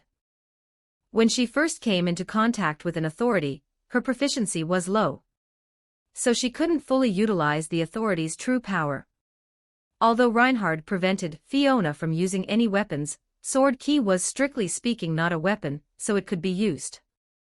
Moreover, an authority was not something Reinhard could simply erase. Just as she used to practice in the courtyard in the past, Fiona once again swung out a wave of sword key. The air-piercing sword key rose, charging straight into the clouds and splitting the atmosphere in two. You're much more interesting than that guy Reinhard. While Fiona and Felt were talking, a figure arrived at the courtyard corridor. Is that you? 112 Chapter 112 The Long Journey Chapter 112, The Long Journey. Lugnica royal capital the Istria family courtyard. Fiona had already made preparations back in Watergate City. Since Master Teresa had brought her back, there was no reason not to inform her mother. Madame Argyle. Standing to the side, Reinhard called out to Hannah. Because Fiona's current situation was very special, the group did not intend to fully inform Hannah of the details. It's Reinhard. Thank you so much, our Fiona must have been quite a burden to you these days. Before Hannah was invited over, the members of the Istria family had already coordinated their stories. It's only what I should do. The group didn't explain exactly what had happened to Fiona, only saying that she was about to undertake a very dangerous mission. Seeing that Hannah's emotions had stabilized significantly, Reinhard bowed slightly and stepped aside. Fiona, in the courtyard, had already heard the conversation between Reinhard and Hannah and turned around early. The others nearby also departed one after another, leaving space for the mother and daughter. Are you unwell? Have you not been resting properly? Why is your face so pale? The reunion after many years did not unfold as imagined. Mother and daughter sized each other up. Fiona stood in the courtyard, the moonlight shining upon her flaxen hair. It made Hannah feel as if the person before her was a dream, yet the sensation at this moment was so real. Although the maintenance methods in the re-world were excellent, Fiona could still sense the traces of time on Hannah. You don't seem to have changed much. At this moment, Hannah wasn't sure what Fiona had gone through, but the throb of bloodline connection confirmed that the person before her was indeed her daughter. Mother, long time no see. Fiona extended her hands, the shackles on her wrists letting out a crisp sound, but Hannah took Fiona's hands as if she couldn't see them. The banquet consisted mostly of people who knew each other. Because Teresa was still there, the atmosphere of the Istria family did not become too rigid. Fiona sat beside Hannah, telling her about some of her experiences, specially packaged ones, of course. Floating above the void, a sky island covered in mycelium, where a sun-blotting black dragon slumbered. a frozen forest hiding a promise from 100 years ago, and a desolate high tower where someone still waited for the arrival of an important person. After eating just a few bites, Hannah sat next to Fiona, her hands gently caressing Fiona's right hand. "I will come back, I promise you." Fiona smiled slightly. Although Hannah didn't know what Fiona would face this time, this sudden meeting already portended the danger involved. Hannah also tacitly refrained from asking too much about what had happened. Because it was so sudden, Hannah hadn't even known why the Astrias had invited her before this. Hannah gently stroked Fiona's head, letting Fiona's cheek lean against her chest. The stars of that night no longer twinkle. Hannah spoke with some sorrow, but as a noble lady, she quickly composed her feelings. "I had a dream. I dreamed of a starlight trapped in a wasteland, with countless hands preventing it from returning to the embrace of the galaxy. Even dragon wings and sharp swords became their accomplices. My mama has turned into a great poet." Fiona joked as she wiped away the tears from the corners of Hannah's eyes. Having no time to prepare, Hannah could only take a handkerchief from her personal belongings and gently tie it around Fiona's wrist. Fiona couldn't stay in the royal capital for long. Allowing her to move about as a free person, for a short time, was already the limit of the noble's tolerance. Furthermore, the agreed time with Subaru and the others was approaching, and the group would soon set out for the Sage's Tower. "When you get back, do you want to join us? You know, I'm also running for the throne." Felt truly lived up to her upbringing in the slums. Even Subaru had only invited Fiona when he didn't know her background. And now, Fiona's identity was still that of an archbishop of Sin of the witch cult. "You should know, right? You shouldn't make such a surprised face. Even a thief can become a royal selection candidate, so if you come back, joining us wouldn't be the strangest thing."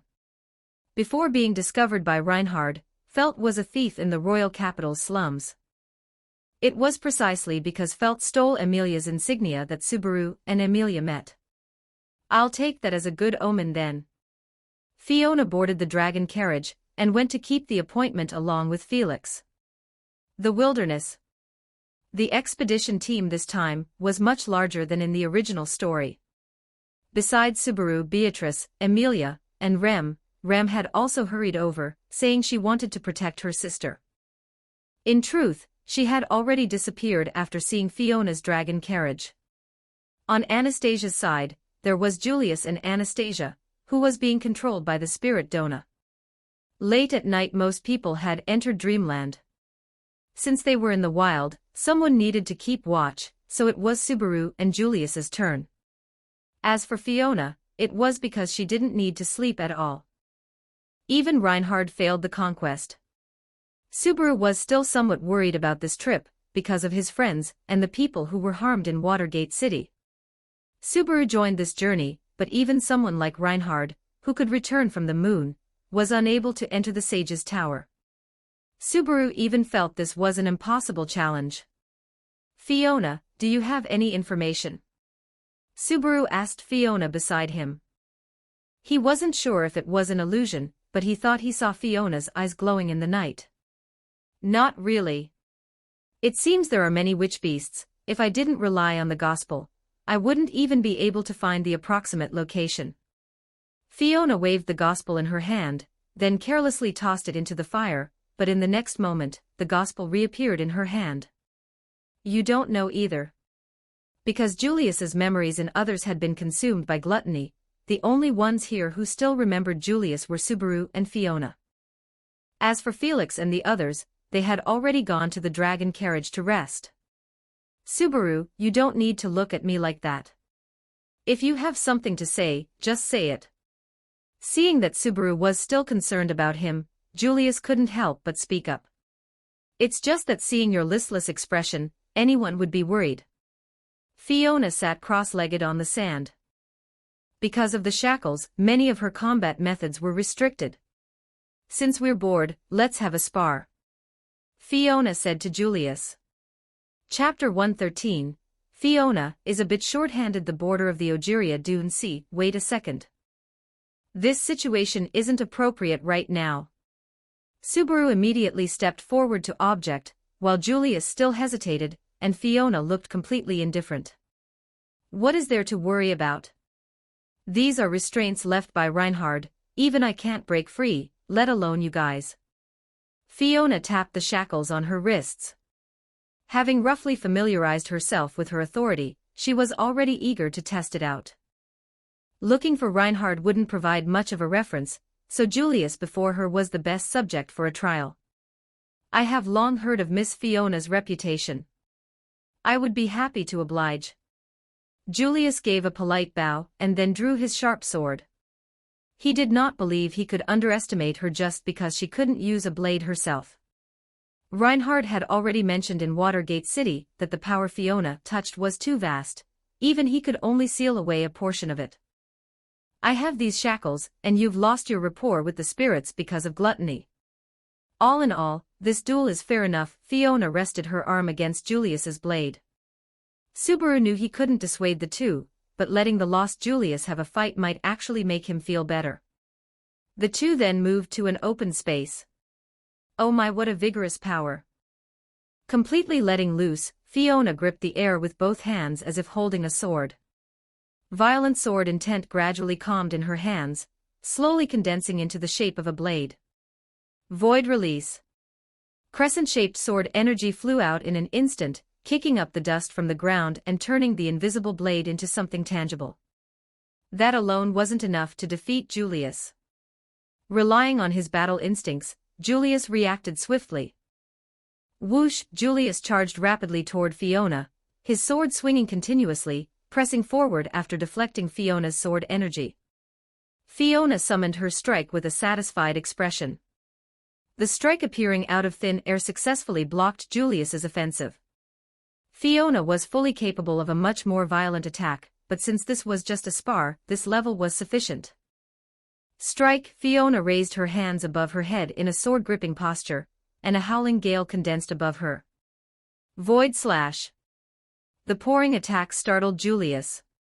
The sword energy Fiona swung even seemed to drag the clouds from the sky down to the ground. The swirling sand and wind hammered against the dragon carriage with a bang-bang sound, but Julius did not intend to give up. Even if forgotten by everyone, Julius's pride as a swordsman still remained. The sword in Julius's hand began to vibrate continuously. Most swordsmen need to condense their energy before swinging a blade of light.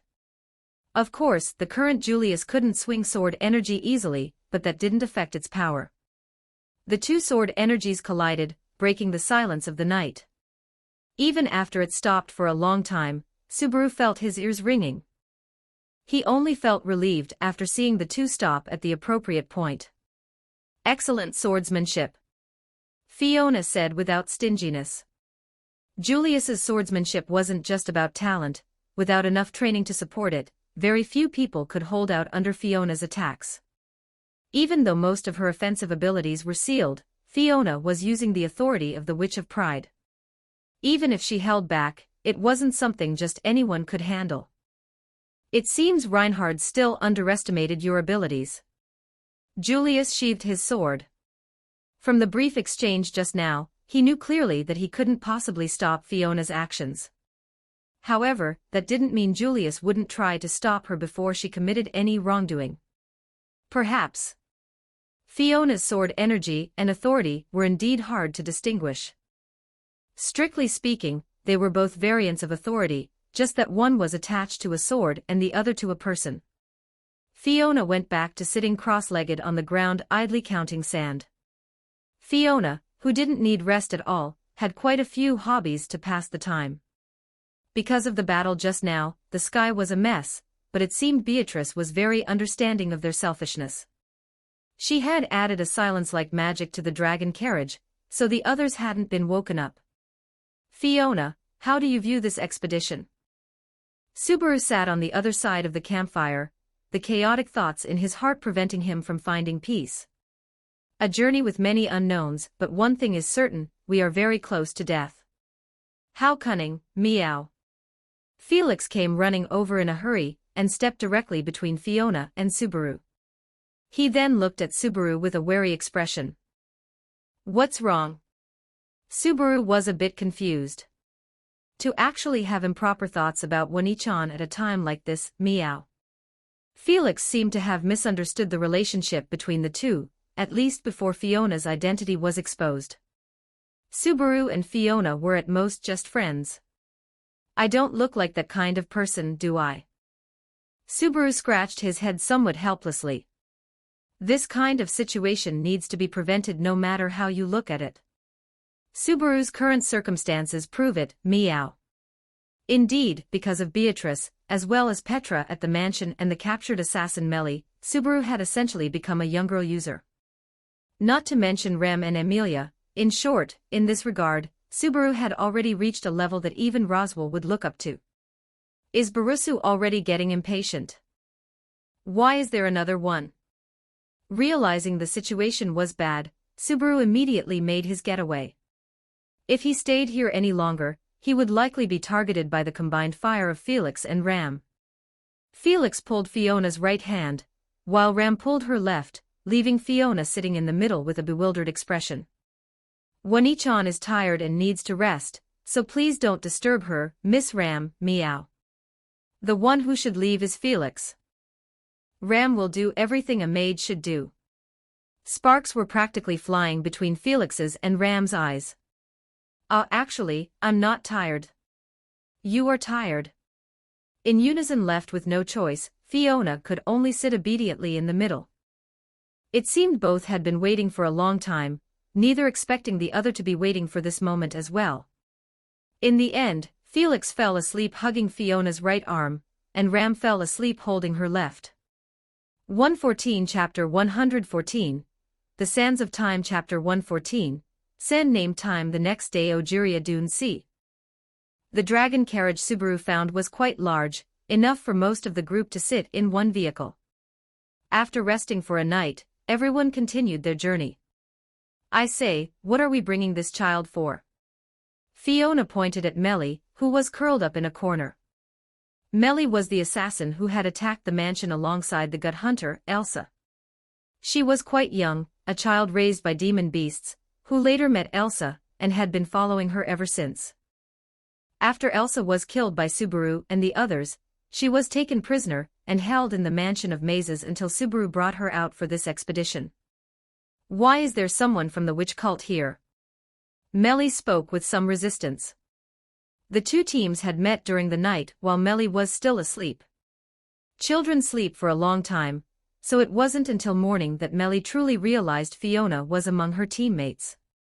This, however, first provoked Felix's dissatisfaction. Please don't just focus on the identity of Wani-chan. It wasn't by her choice, and Wani-chan has many titles. The Sword's Edge of the Argyle family, the Moonlit Sword Saint, the Shield of White Mist, the Thousand Sword Princess. Felix began to unabashedly promote his sister's heroic deeds. There isn't enough room in the dragon carriage for so many people. Emilia didn't seem to realize Felix was talking about Fiona, offering only a kind reminder. Say all you want, isn't she just the same as me now? Melly spoke with little interest. To Melly, Elsa was her life's role model, raised by demon beasts. She didn't understand the meaning of her own life. It was only after being found by Elsa that she truly understood her identity as a human. What kind of life values could a child raised by a pure assassin have? It amounted to nothing more than following Elsa to carry out assassination missions. My, she's completely corrupted, the brat. Fiona seemed to have forgotten her own past actions, freely critiquing Melly beside her. Melly, naturally aware of Fiona's strength, someone who could shatter mountains with a single strike, knew this was definitely not someone she could afford to provoke. According to the information provided by the spirit Dona, the dunes are fundamentally unfit for human survival. It's full of mana contaminated by miasma, and there are swarms of demon beasts. If we want to safely cross the dunes and find the Sage's Tower, the first problem we need to solve is demon beasts. Getting lost. Felix and Fiona looked at each other. Subaru rubbed his temples and added, "It's the demon beasts." The demon beasts in the Ojiria Dune Sea are practically endless. If we make too much noise, all our efforts will be in vain. Subaru said, pointing at Melly beside him. This child can control demon beasts, and she got along well with us at the mansion. I believe she can help us overcome this difficulty. Subaru spoke to the group. No one had any objections to Subaru's decision, as his battle record had already proven everything. Although Subaru himself had indeed died many times, in the eyes of the others, he had overcome all these difficulties with a one-life speedrun. Furthermore, Subaru himself didn't possess any outstanding combat power. I think it would be more direct to just have Reinhard lift my seal. That option is completely out of the question. Subaru wagged his finger in refusal. In truth, Subaru's decision made sense. Even if Melly suddenly caused trouble, Subaru's camp had plenty of combat power. Almost everyone had the strength to stop Melly. Fiona, however, was different. She was an opponent that the combined forces of Watergate City plus Reinhard could only barely suppress. If she were released again, even 10 Subarus wouldn't be enough to handle her. By the way, Fiona, how much more do you know about the authorities of the other archbishops of Sin? Subaru had a premonition that the witch cult wouldn't let them complete this expedition so easily. After all, the witch cult had suffered a huge loss in Watergate City, 2 archbishops of Sin captured, and 1 killed on the spot. Hasn't that guy in green and your teammates already told you the specifics? Fiona only knew some of the abilities regarding gluttony, but she really knew nothing about lust. However, to Fiona, none of them were much of a problem to deal with. The only truly troublesome ones were authorities like Reguluses. He just wouldn't die for a while, that's all. Is that so? Eventually, the group arrived at the most remote town reachable by the expedition. Once they left this town and continued forward, there would be no more traces of humanity. After settling the dragon carriage, Subaru, Emilia, and the Argyle siblings entered a tavern. Milk, hot. Milk, cold. Milk, warm, meow. Poison, iced. Only got the first 3. The owner sized up the 3 who entered and brought 3 glasses of milk. As for Fiona's order, it was naturally ignored. Emilia was the first to take off her headscarf. In a desert full of flying sand, basic protection was essential. Business doesn't seem very good. Subaru's group were the only ones in the tavern. At this time of day, there are basically no customers. I only keep the doors open out of boredom. The owner blew away the sand that had flown onto the table when Subaru and the others entered. Then doesn't that make us your VIPs? There's nothing to be proud of ordering milk in a tavern. You don't even start. Fiona, who was just about to speak, was directly cut off by the owner. So, what are you here for? Simply put, we're looking for a high tower. Fiona pointed toward the high tower that was already visible, but no matter how they traveled, there seemed to be no sign of getting closer. And the complicated version? The complicated version is that we need to complete the final boss mission before the happy ending of a light novel. After conquering the last challenge, we'll go home together, and incidentally give the author time to slack off. I don't understand a word of that. The owner sighed. Although the tavern owner looked fierce, he was actually quite a good person, offering friendly advice to Subaru's group. This place is no child's play. If you want adventure, there are plenty of other places to choose from. Just turn back now before anyone loses their life. A dungeon that even the Sword Saint had failed to challenge its reputation alone was enough to drive people to despair. Chapter 115, The Unreachable Tower. The Legendary Sage's Tower. Even though the tall building was visible to everyone just by standing on the street, their goal had actually appeared in their sight long ago. The unfathomably high tower seemed to stand at the edge of the sky, yet Subaru always felt an inexplicable sense of wrongness. The only way. A voice startled Subaru, who was still lost in thought. What's wrong, Subaru? Are you feeling unwell? Emilia seemed to have noticed Subaru's abnormality, but Subaru just stared at the tower piercing the sky. It remained standing amidst the endless wind and sand. The only way to escape this place. I choose you. Felix directly gave Subaru's earlobe a light nip, and the effect was certainly remarkable. as if he had been touched by something incredible. Subaru jumped up with a shout, then looked with a face full of shock at the smirking Fiona and the innocent-looking Felix. Has this hateful behavior happened again? Subaru felt goosebumps all over his body. I feel like I need to hold Beatrice for an hour, no, half a day before I'll feel better. Subaru hid behind Amelia, while Amelia just watched this farce with a smile. Perhaps this was what Amelia sought. Having friends surrounding her, even in such a desolate place. It still brought a sense of peace. After a short break in the town, Subaru and the others began a new leg of their journey, though Subaru's heart was still quite carefree.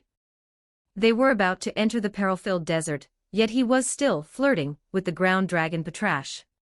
Still playing around at a time like this. Is Barusa really that thick-skinned? Knocked to the ground by a flick of Patrash's tail, Subaru looked up to see Ram, who was wrapped in a sandproof robe. From the sound of it, is Ram nervous? That really doesn't seem like Ram. Subaru vaguely remembered that back when they were dealing with the demon beasts in the forest, even facing an endless tide of them, Ram hadn't shown any excessive emotion. Ram is not some wooden stick without emotions. Ram has fears too, and Ram has a faint, bad feeling. Subaru, lying on the ground, rolled over and stood up nimbly, but Ram's words had caught his attention. Ram has a feeling too. When Subaru had just left the tavern, he seemed to have felt a hint of something wrong, a sense of strangeness that was both familiar and foreign. Maybe it's just an illusion. Ram answered casually, appearing to treat this conversation as mere idle chatter.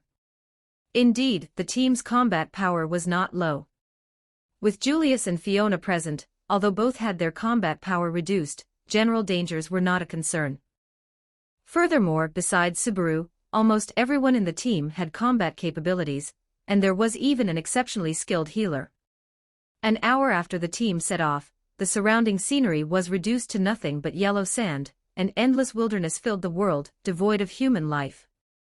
If not for the tower visible in the distance, it would only be a matter of time before they lost their way, but given the current situation. Even without holding the gospel, Fiona shouldn't get lost. Speaking of which, in this situation, losing our way shouldn't be a problem. Just as Fiona finished speaking, the wind picked up, and sand began to fly under its force, gradually obscuring everyone's vision. Before long, they could see nothing but a dull yellow, as the sandstorm had covered everything. Everyone stared in unison at the somewhat flustered Fiona. Era, if you ask me, it's not like there's any other Dan, shut your mouth, Wani-chan Nyan. Felix immediately covered Fiona's mouth, and at that very moment, a huge figure leapt straight out of the ground. A snake-like body burst from underground, then slammed heavily back onto the sand and vanished, though the occasional bulge in the sand indicated it hadn't gone far. What was that? It looked all slimy. Rem said in shock while controlling the dragon carriage. If they encountered such a thing, the dragon carriage would likely disintegrate in an instant. It's exactly like an earthworm. Subaru also expressed his opinion, while Melly began to play her part. Alright, Yuri, being noisy, go away. Melly waved perfunctorily at the approaching demon beast, and the beast, having received Melly's command, obediently left. Send earthworm. Fiona naturally recognized this demon beast as well.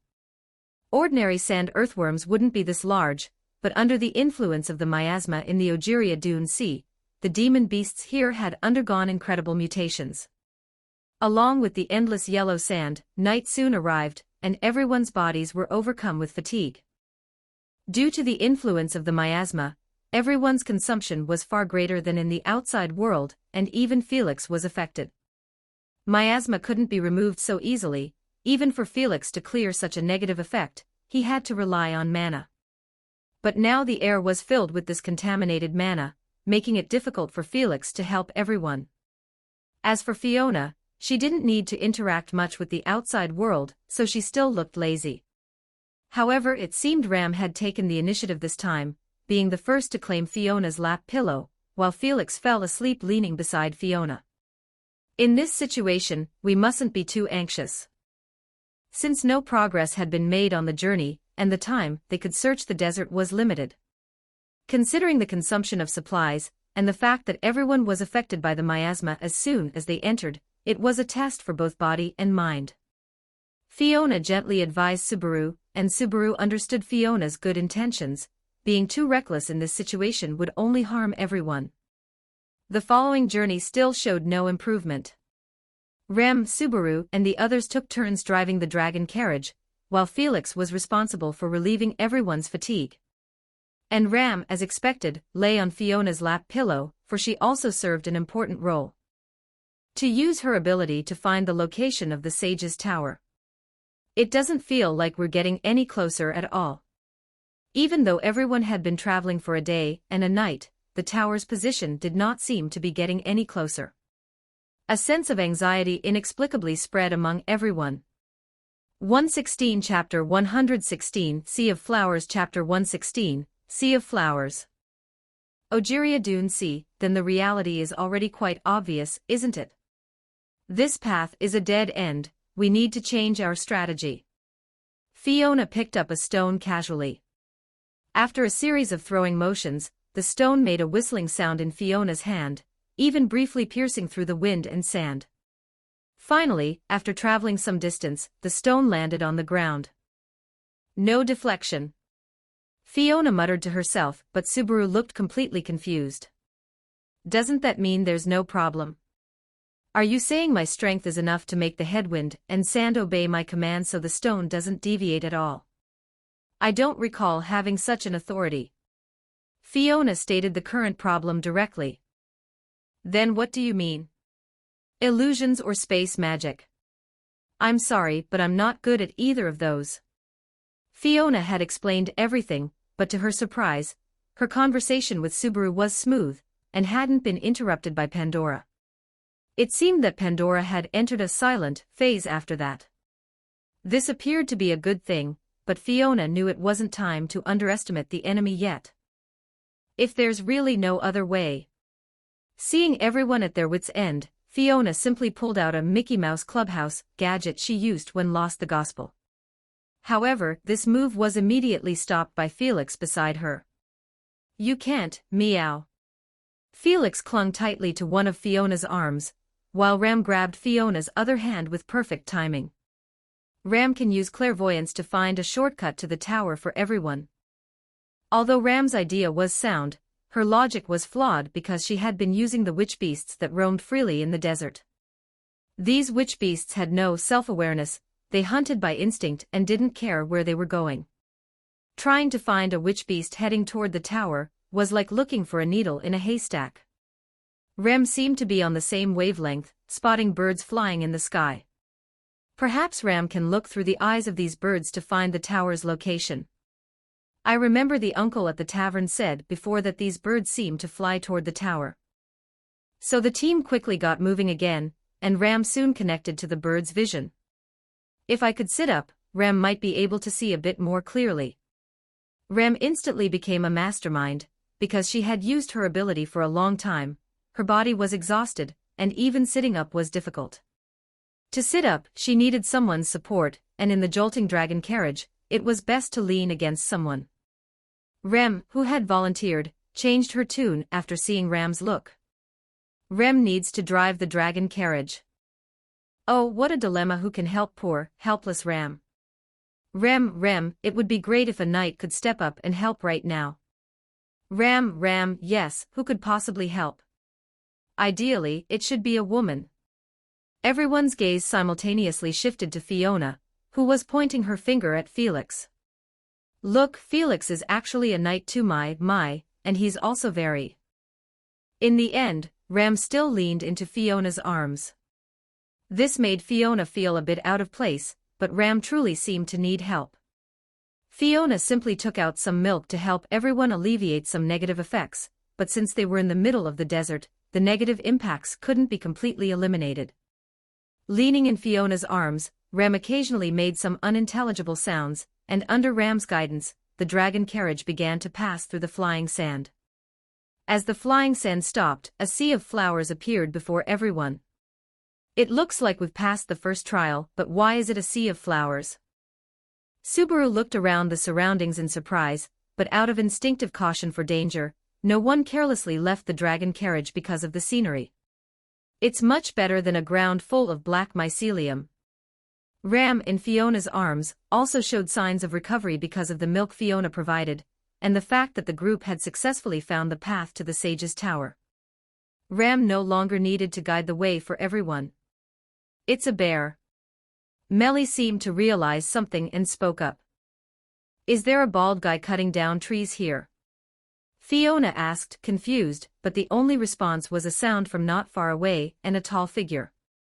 From a distance, it was indeed a bear-like figure, but upon closer inspection, one could see that this bear was covered in dense roots, as if it had been completely consumed by plants.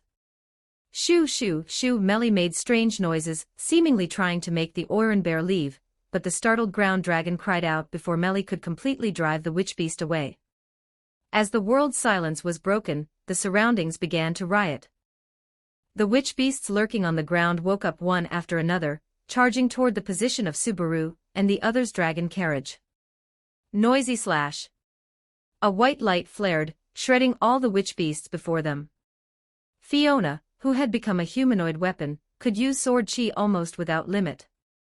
However, Fiona had not yet adapted well to the recently fused authority. After excessive consumption, even her hands and feet were somewhat unresponsive. Sorry, Felix, I accidentally pinched your butt.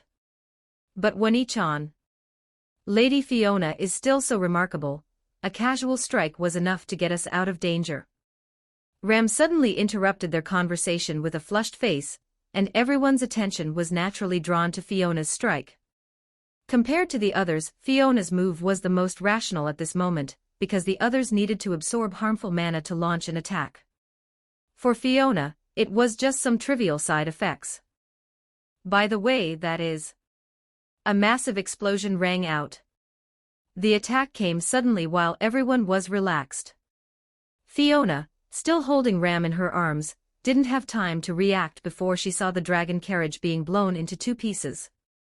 The attack was incredibly swift.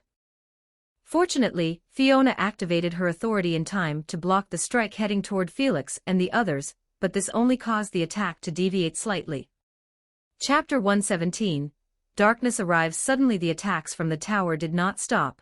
Because of the previous assault, the group had already been split in two. What's going on? Subaru did his best to shield Emilia and Beatrice beneath him, but in the wasteland, there was only withered yellow sand. He couldn't find any cover at all. Get out of the way. Felix's voice rang out, but Subaru didn't have time to react before a white pillar of light pierced straight through his chest. The attack kicked up a massive cloud of dust behind Subaru, and he slowly collapsed before the shocked eyes of Emilia and Beatrice. It's like this again.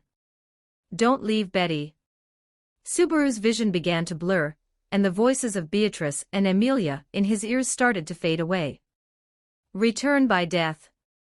Everyone. There's going to be an attack from the tower. Subaru immediately confirmed his surroundings. This checkpoint was very close to the point of his death. At this moment, everyone was in the garden, and an awakened Oiran bear was approaching them. A blade of chi cleanly sliced the Oiran bear in half. Before the ground dragon could even let out a terrified wail, Subaru had already called out to Fiona for help. Fiona didn't hesitate to kill the beast before her. Full speed toward the tower. Subaru made a split-second decision, and the group moved quickly at his command. The two ground dragons pulled the dragon carriage forward at full speed. Chaos erupted instantly as the disturbed herd of beasts charged toward Subaru and the others, while attacks from the tower streaked down like shining meteors. Dazzling white light shone directly at them, making it impossible for Subaru and the others to even keep their eyes open as they rushed forward. Sky Sever. Fiona took the driver's seat of the dragon carriage. By then, Subaru had already mounted Patrash alone to scout a path for everyone. Fiona unleashed a massive wave of sword chi that met the incoming beam head-on. To Subaru's surprise, the two attacks didn't explode upon impact. Instead, the beam was sliced clean in half. The two halves of the beam still possessed considerable power. Having been deflected after being split, the two beams slammed into the ground and exploded. The massive explosion swept away all the surrounding Mabiasts. In this battle of completely mismatched power levels, the Mabeast herd that could have put the group in danger instead became victims of the combat's aftershocks. The kicked-up sand gave Subaru the illusion that they were entering a sandstorm again. As the group drew closer to the tower, the attacks from it became increasingly dense. By the way, do you guys really trust my intuition this much? Without even a hint of doubt.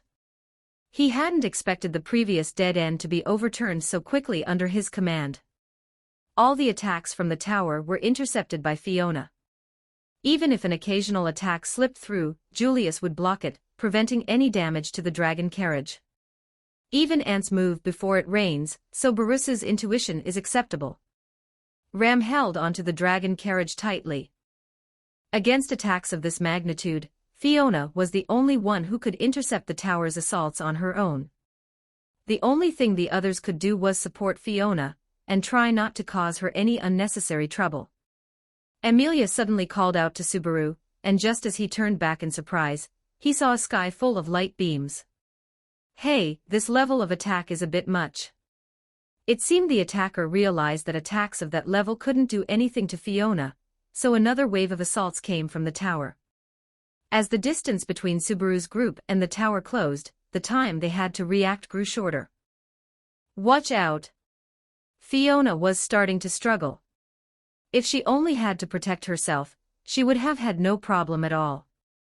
Due to the side effects of her authority, Fiona was already flagging, and more attacks began to breach her line of defense.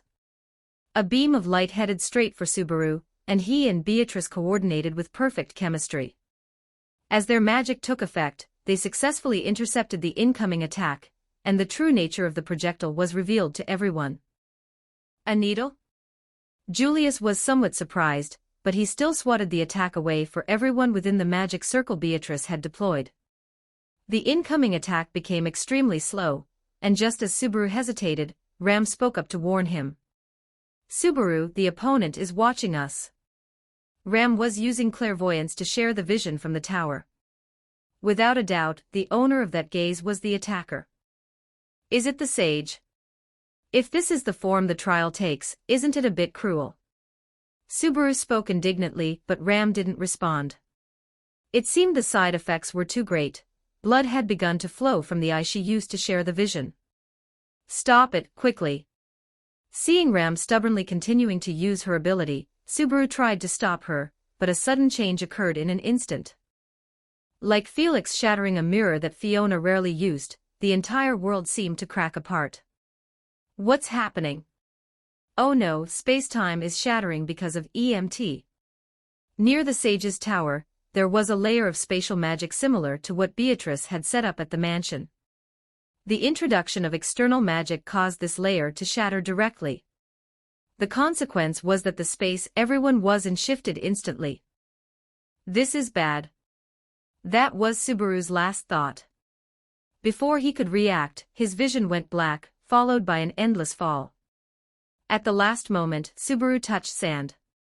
The sensation of solid ground combined with the massive impact sent him into a comfortable sleep.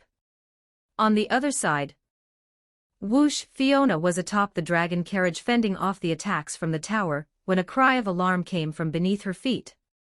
Fiona felt her vision go dark, and the canvas of the dragon carriage beneath her feet tore.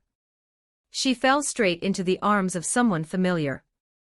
In the darkness, Fiona couldn't see who was beside her, she only felt like a tree trunk being held tightly by a sloth. Fiona didn't hesitate. Her physical constitution far exceeded the others in the group, so it was best to take the impact herself. Just as Fiona had seen, the person in her arms was Ram. Whether because of the darkness or the sudden turn of events, Ram was now trembling all over. 118 Chapter 118 Miasma Chapter 118, Miasma Ogiria Dune C. Clatter, clatter. In the nick of time, Fiona reacted quickly to protect Ram. After the two of them tumbled for a while, they gradually came to a stop. How are you? Are you all right? Fiona helped Ram up in the dark. Fiona performed a simple scan and realized that she and Ram had been separated from the others. There was no sign of anyone else in the empty cave. Crack, crack. A blue flame ignited in Fiona's left palm, illuminating Ram's somewhat uneasy expression. Ram, who usually acted as the big sister figure, was showing her fragile side at this moment. Although Ram seemed not to care much about Subaru most of the time, after spending so much time together, Ram still considered Subaru and the others her friends, not to mention that her sister Ram had also been separated from her in such a dangerous situation. Lord Fiona. This place is... Fiona sifted through the system and eventually pulled out a lantern. The bright light instantly illuminated the entire space. It looks like a tunnel left behind by a sand earthworm's movement. We don't know the depth yet, and the walls seem to have solidified because of the mucus on the sand earthworm's body. Fiona touched the nearby wall. It was basically composed of loose sand and stones, forming a cylindrical space only with the help of the sand earthworm's mucus. Both ends of the tunnel were pitch black. Oh dear, what should we do? We can't even tell the direction. If we destroy the tunnel structure recklessly, I'm afraid this whole place will collapse. Just like the naturally generated suspended sand terrain in the Minecraft world, if placed directly, sand blocks would fall freely. Only naturally generated ones could possibly float in midair, and if a player destroys any single sandstone without providing support, then the entire tunnel will collapse, burying the player inside. This was the dilemma Fiona was currently facing.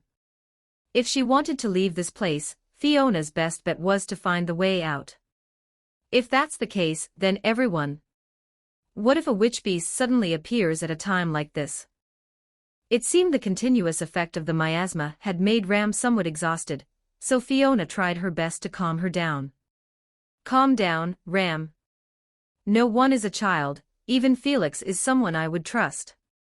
Our most important goal right now is to get out safely and then find everyone else.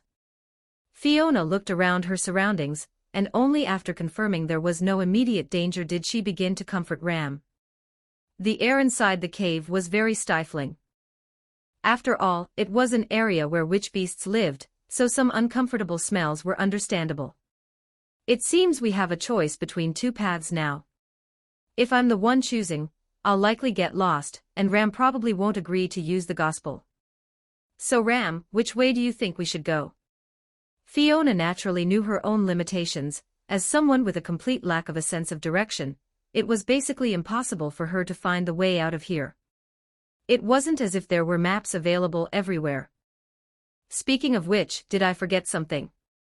Fiona vaguely remembered that Subaru and the others had also come to a cave built by sand earthworms, just like her. Under the assault of miasma and despair, Subaru and the others eventually started killing each other. However, Subaru could handle this kind of challenge now. Even without Ram, it shouldn't be a big problem. Ram, can you still use clairvoyance? This sudden entrustment left Ram feeling overwhelmed by the favor. Previously, Ram had mostly been used as a decorative piece. Fiona cleared an open space, and then Ram began attempting to use her clairvoyance. But perhaps the two were too far from the main group, and Ram's exhaustion was significant. In short, after a moment, Ram returned without success. I'm sorry. Ram said timidly, then looked at Fiona with a worried gaze. During the conversation just now, Ram suddenly realized that the person who should be worried the most here was actually Fiona. In terms of who had the weakest combat power in the entire team, Felix naturally fit the bill, but even the youngest, Melly, could control witch beasts. And now everyone's whereabouts were unknown. No need to apologize. Fiona helped Ram up, and it was only then that Ram realized she had already grabbed Fiona's hand. Fiona's hand was very cold, and her flaxen hair lightly brushed past the tip of Ram's nose, making her feel itchy. Fiona held the lantern in one hand and pulled Ram with the other, the shackles on her wrists making a clatter-clatter sound as they moved. Is Ram very useless? After a long silence, Ram, who was behind Fiona, suddenly discovered that in the pitch-black underground world, even the concept of time became blurred. Fiona didn't remember how long she had been walking. A thought had already risen in her heart, but there was no turning back now. Why would Ram say that?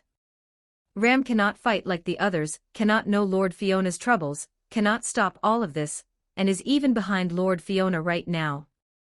Fiona seemed to feel that Ram's grip on her hand had tightened slightly. Let's stop for a bit. Considering Ram's physical strength, Fiona took the initiative to suggest a rest, but Ram didn't seem to have any intention of resting. If Ram could be stronger, would Lord Fiona stop hating me and stop avoiding Ram? It's not because of Ram. Is it because of other admirers? This sharp question left Fiona speechless for a moment. Fiona would rather go learn to read than deal with that kind of admirer.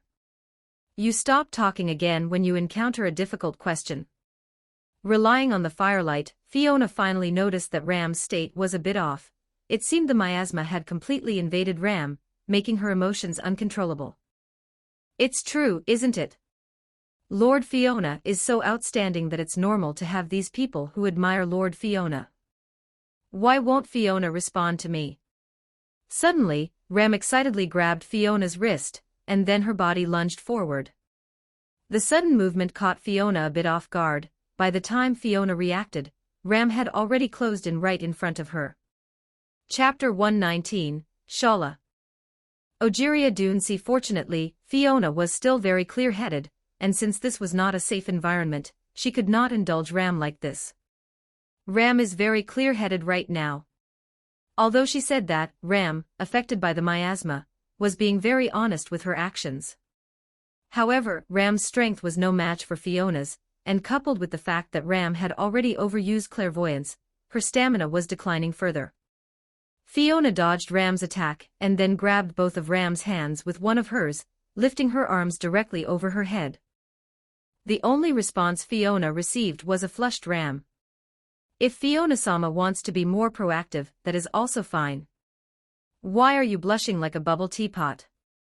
Fortunately, this situation did not last too long. As time twisted, Natsuki Subaru's ability had been triggered. And Fiona's predicament of being lost was reversed. If everyone stayed underground for too long, they would likely all fall into a riot. Return by death. As a trance washed over Fiona's eyes, time returned once again to the moment the two fell underground. It's not too bad, at least our actions are one step ahead of Natsuki Subaru and the others. Fiona vaguely remembered that Natsuki Subaru would be unconscious for a period of time when entering the cave, and during that time, it was Anastasia and the others who explored the cave. Natsuki Subaru's team hadn't moved much, so as long as Fiona moved fast enough, she could find the way out first and then go look for Natsuki Subaru and the others. Ram, are you okay? It looks like we need to find a way out. Due to the recent shock and the miasma, Ram felt a bit dizzy and hadn't even reacted before she was swept up into a princess carry by Fiona. Realizing her current situation, Ram gave up on struggling and obediently nestled into Fiona's arms. Fiona chose the opposite direction from her last choice, but fortunately, Fiona did not encounter a situation similar to the one Natsuki Subaru and the others faced. The path in front of her didn't have any forks, and as Fiona picked up her pace, she could already feel a hint of dry heat. What's wrong, Ram? Are you feeling unwell?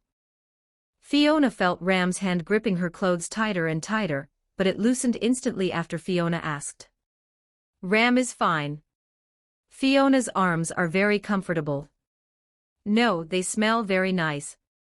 Anyway, Ram is not having any problems. Ram explained hurriedly, her flustered tone bringing a hint of liveliness to the dull cave. We're here. As Fiona's words fell, a faint light appeared in the distance. Several beams of light fell from the top of the cave, and a cave resembling an upside-down funnel revealed itself before them. A wave of hot air permeated the air, but for Fiona, who had come from the nether, it was truly not worth mentioning. In the MC nether, flames were everywhere, lava fell from the sky, and gathered in depressions to form endless seas of lava. Even water could not appear in the nether because it would be evaporated in an instant. If it were longer. Rem muttered to herself, but Fiona didn't notice, as she was still looking for the location of Natsuki Subaru and the others. In the end, relying on her perception of living beings, Fiona chose a cave entrance opposite to the one she had come out of as her target. The flurbear that had wandered into the cave was locked in a standoff with a centaur-shaped evil beast nearby. Clearly, this was the beast's hunting ground. "Excuse me." Fiona, carrying Ram, passed directly through the battlefield of the two magical beasts. The two beasts hadn't even reacted before they were split in two by sharp sword chi. Gi woo woo. The centaur beast, cut in half at the waist, was still roaring, while the flurbear was already dead. It seemed the centaur beast's vitality was extraordinary. Hum rumble. Dense sword chi headed straight for the centaur beast, and the beast's shrill screams, and the sound of the sword chi cutting through the air echoed throughout the entire cave. This allowed Natsuki Subaru and the others to hear the commotion, but Fiona was still too far from Natsuki Subaru and the others, plus this was only Natsuki Subaru's second attempt. The cave where Natsuki Subaru and the others were was far more complex than the one Fiona was in. On the other side. The sound of battle. Is it Julius or Fiona? The sound of something cutting through the air like a sharp sword echoed through the cave, but Natsuki Subaru and the others could no longer hold on. The miasma inside the cave had once again affected everyone. Natsuki Subaru had already fallen in a pool of blood, and the final flash of clarity before death let him know the general direction of his teammates. And in front of Natsuki Subaru was Patrash with its jaws wide open. Return by death triggered. The centaur beast's hunting ground like the crying of countless babies, the roar of this magical beast could even rival a ghast. Scorching flames filled the entire cave. The flurbear was no match for this evil beast, and was swallowed by the flames in an instant. And Natsuki Subaru, who had accidentally fallen when arriving at the cave, successfully attracted the attention of this evil beast. The tall magical beast had now arrived in front of Natsuki Subaru. Without Ram's help, Natsuki Subaru couldn't retreat in time. The upper body of the centaur beast was sliced off, but it did not die because of it, and the slashing had not ended either. Even other attacks followed in succession. Beams of light fell from a high place, piercing directly through the beast's body that had been split by Fiona. In an instant, this magical beast was completely annihilated, leaving not even ashes behind. Cough cough, Natsuki Subaru, who had borne the brunt of the magical beast's impact, finally could not hold on. Natsuki Subaru is still so reckless, Fiona-sama has to help with everything. Although Ram's words were full of disdain, she still ran over very worriedly to check on Natsuki Subaru's condition. This inexplicable sense of disdain is still what makes one feel close. It's also very hard for me to lead a team with absolutely no combat power. Behind Natsuki Subaru were Anastasia and Felix. As for Patrash, it had long since been knocked away by the evil beast. One each on. Felix, with teary eyes, threw himself into Fiona's arms. Ouch, ouch, ouch.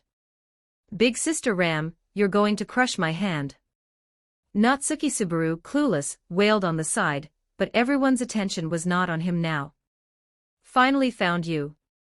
The girl's figure leaped down and gradually approached Natsuki Subaru. 120 Chapter 120 If Even You Have Forgotten. Chapter 120, If Even You Forget Inside the Sage Tower. Natsuki Subaru had already suffered significant exhaustion from entering the Ojiria Dune Sea, as he could be considered the weakest one here.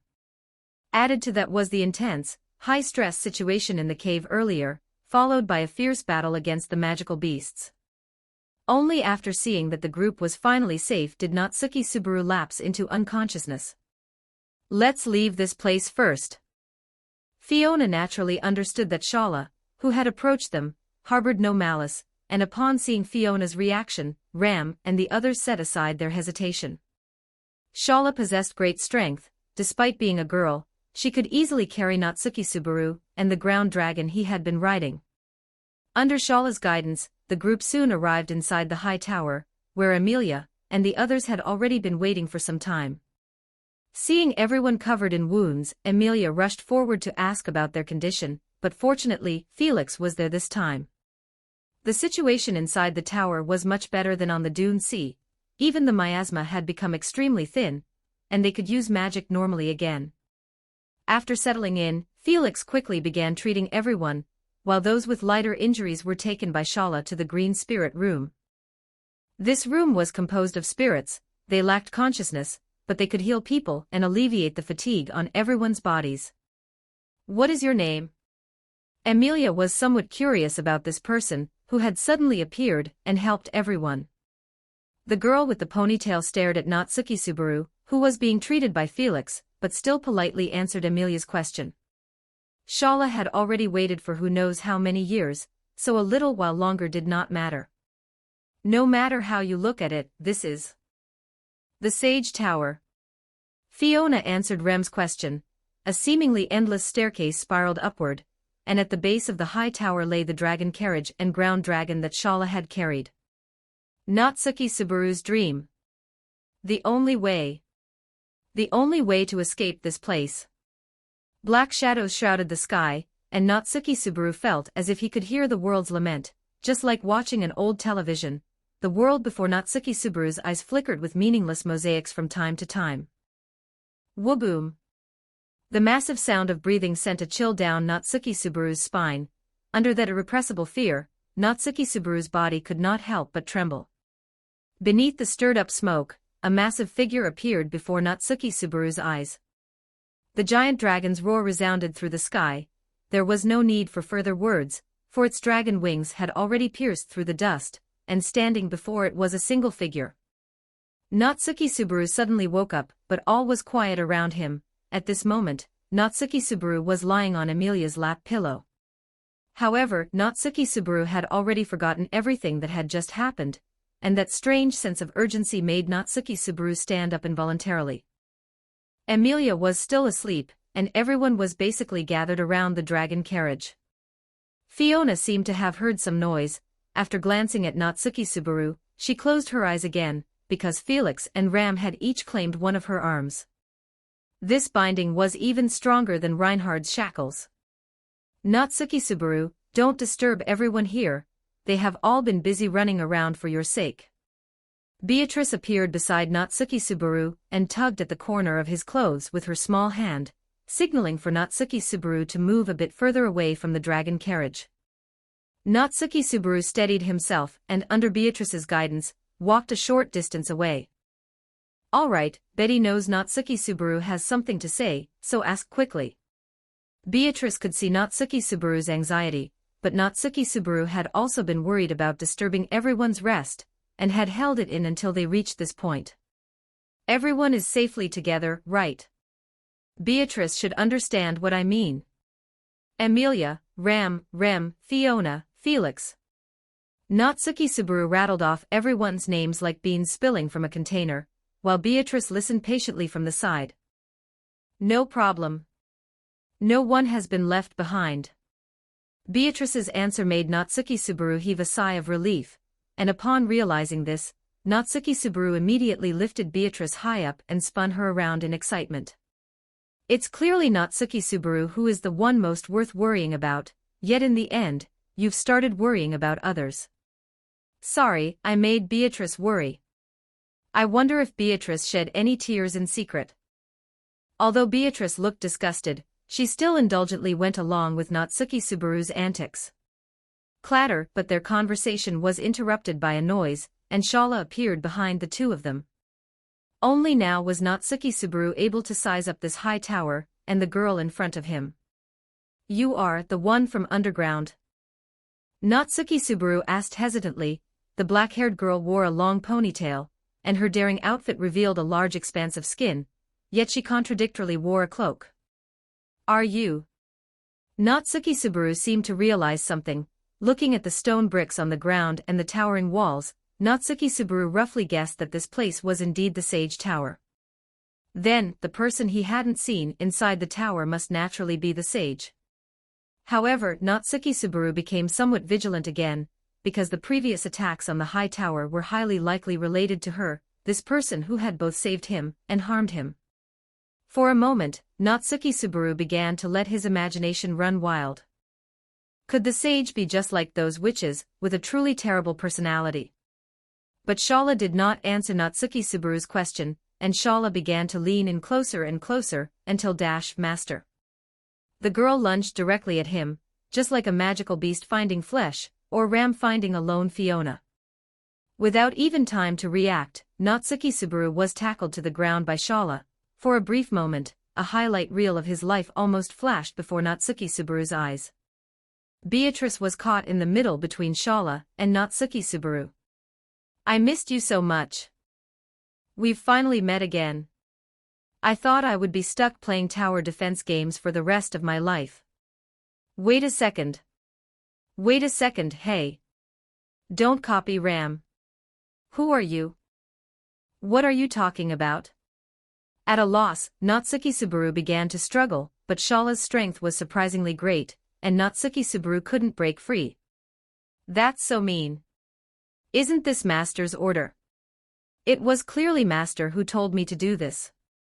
Just as Shala and Natsuki Subaru were entangled, Emilia was awakened by the commotion, and she hurriedly ran out of the dragon carriage with everyone else. "Oh no, Fiona." As soon as I woke up, Natsuki Subaru was gone. Was he snatched away by some magical beast? Or did he get lost? Emilia pulled Fiona as she ran out, and Rem followed behind. They then saw the scene on the ground. Shala was pinning Natsuki Subaru from above, while Beatrice was sandwiched in the middle, looking half dead. "It's not suitable for little ones," meow. Felix used his tail to cover Melly's eyes. Chapter 121, 121 Sage's Tower That Hurts. Emilia gave Subaru a kick. It seemed Subaru's behavior had displeased her, and her worry was shattered by his current predicament. "Lia, why did you hit me?" With a face full of grievance, Subaru struggled incessantly in Shala's grasp, but in the eyes of the others, it looked like he was enraptured by a semi-naked beautiful girl.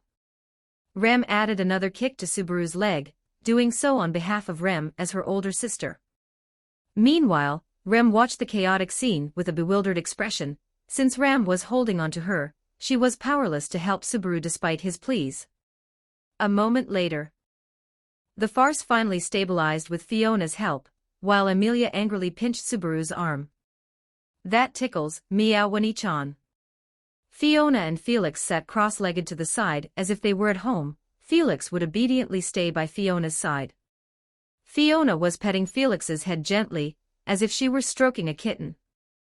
The Pleiades Watchtower. However, Fiona wasn't the only one receiving such treatment. Subaru was currently experiencing a similar situation of being embraced on both sides.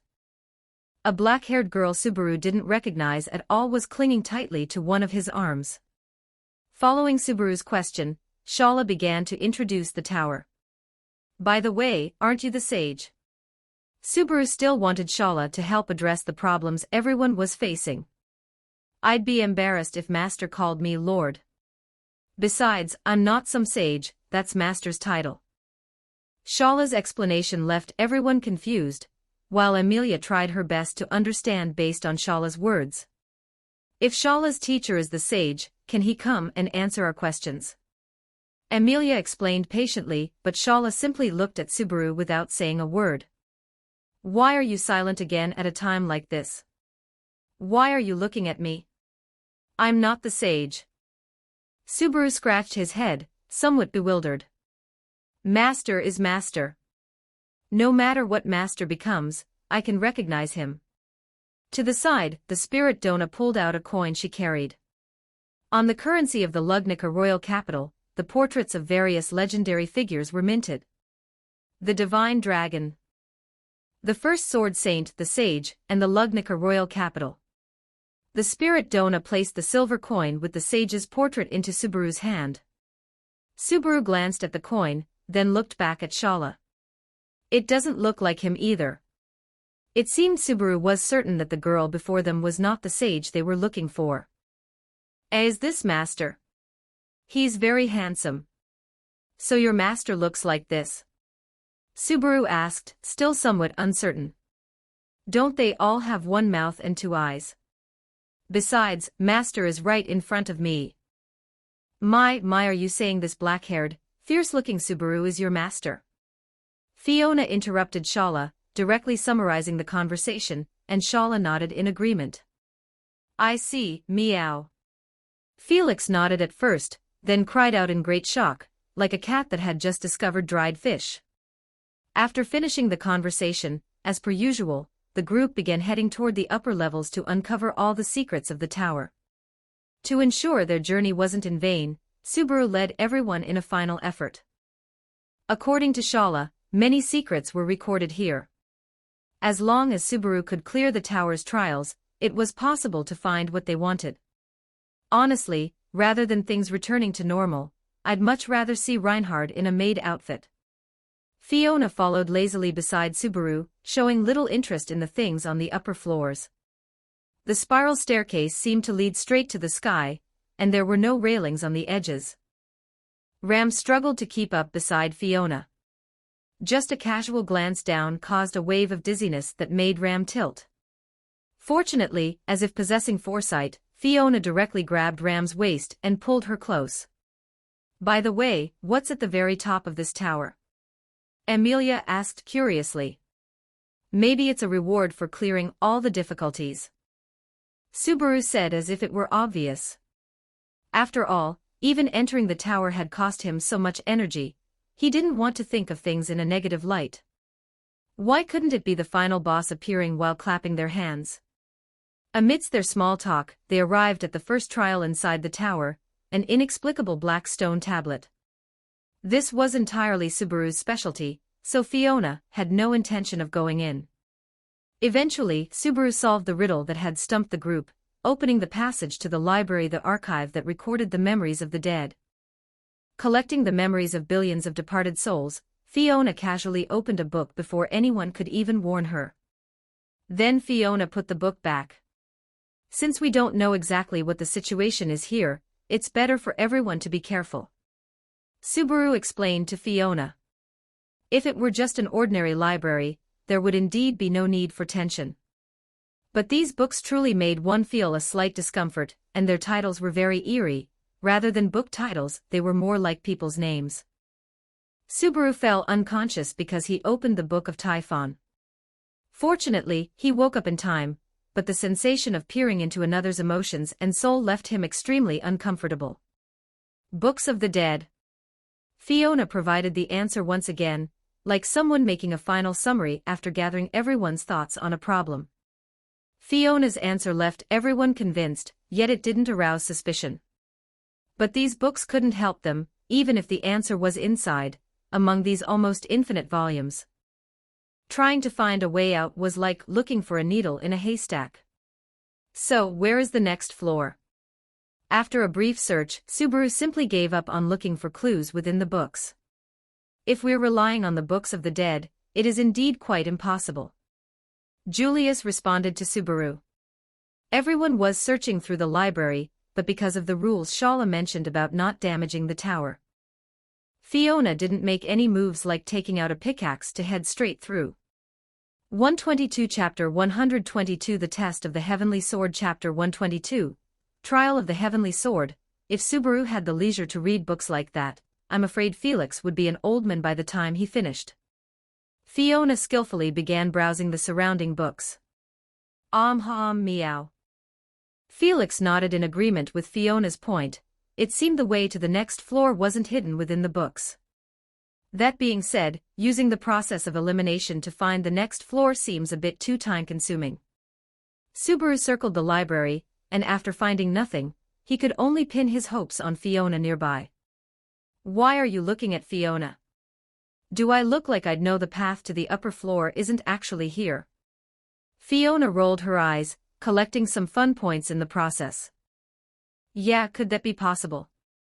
If the sage likes using hide-and-seek to stall for time, that would be just as malicious as some author who stops updating their story.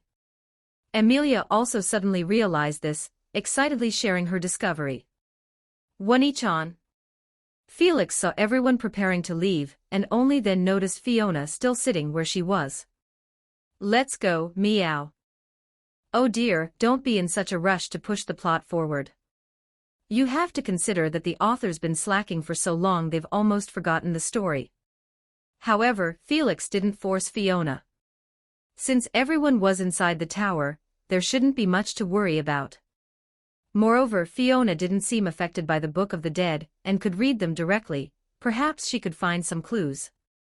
In that case, Rem also intends to stay here and look after Lady Fiona. The pink-haired girl simply sat down obediently beside Fiona. On the stairs inside the tower. What's wrong? Beatrice tugged at Subaru's hand. After leaving the third-floor library, Subaru had started acting a bit distracted. I just feel like Fiona and Shala are hiding something from us. Subaru glanced back at the carefree Shala and the receding third floor. An inexplicable feeling rose in his heart. If it's Miss Fiona, isn't that kind of thing obvious? This one thought we just needed to meet the sage and everything would be resolved. The spirit Donna joined Subaru's conversation. Going from an outstanding knight of the kingdom to a witch cult archbishop, no matter how you look at it, it won't be simple. Subaru sighed. He just wanted to deal with the predicament at hand, but as soon as one was broken, more predicaments appeared before him one after another. Stop quickly. To obtain more information, Subaru and the others had to start interrogating Shala. Oh, stop it! Is this the most exciting part? That kind of indescribable interrogation. If it's master. Facing the inexplicably excited Shala, they didn't know what to do for a moment. All they could get out of her was that they couldn't leave the tower halfway, and destroying the tower was forbidden. Nothing gained. In the end, everyone began searching the surroundings for the path to the second floor based on Fiona's words. This is the worst. How can someone be so malicious? Why would the entrance to the second floor be built on the fourth floor? Wait, how did Fiona know? Did she ask the gospel? The panting Subaru and the others finally found the entrance to the next stage, and night had already fallen.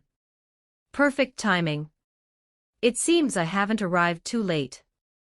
Fiona arrived just then with Felix and Ram. Although everyone was a bit exhausted, they weren't far from completely uncovering the tower's mysteries, so Subaru decided to push through in one go. By the way, what will this trial be? Julius followed behind everyone.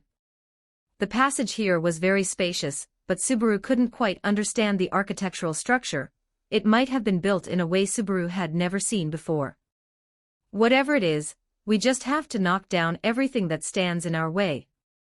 Carrying an unstoppable momentum, Subaru tucked Beatrice under his arm and rushed to the front, while Fiona walked silently at the back with Ram and the others. What, meow? Felix was confused by Fiona's words, and the stairs, seemingly enchanted with magic, suddenly sank. A white space filled everyone's vision. Just as Fiona said, Subaru, holding Beatrice, almost tumbled to the ground, but luckily he reacted quickly and stood upright. When everyone regained their senses, they saw a sharp sword thrust into the very center of the space. Wait, this is... Subaru slowly reached his hand toward the sword. O fool who has reached the heavenly sword, obtain his permission. In a daze, a swordsman appeared before everyone. Like a wild beast, his red hair cascaded down like a waterfall, and a violent aura filled the entire space. Everyone instinctively believed the person before them was a swordsman, even though he hadn't used any swordsmanship yet, and he was repeating that same sentence. Master, didn't you say he was already dead? Shala ran to Subaru's side, nearly fainting, while the man was clearly getting a headache from the noisy Shala. The red-haired man gradually became clear-headed. That aura even made Subaru's legs tremble, but then another aura from behind the group softened the pressure. My head hurts like hell. This hangover is pretty bad, I'd say. What's going on, kid, woman, small fry, lackey, and an extraordinary one? The red-haired man finally locked his gaze on Fiona. This was recognition from a swordsman. Ha ha ha, in that case, let's begin.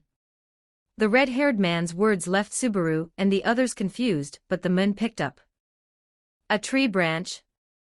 This is fair, I'd say. O fool who has reached the heavenly sword, obtain his permission. Fiona reacted instantly, pushing Felix and the others away. She then gripped the air, and an invisible sword collided with the red-haired man's branch. Interesting. Ha ha ha ha, the red-haired man pulled back from Fiona, staring at the motionless Fiona like a coiled dragon. "What's your name? Do you want to be my lackey? An alcoholic weird uncle? I think I'll pass." Fiona flatly rejected the red-haired man's proposal. Immediately after, another strike came. Fiona simply gave up resisting. It seemed the man's attack was too fast for even Fiona to react. Chapter 123. The red-haired swordsman. The wooden stick whistled through the air in the man's hand. He didn't stop just because of Fiona's negligence. The stick swung straight toward Fiona's neck without deviation. Oh my, you really don't know how to treat a lady with tenderness."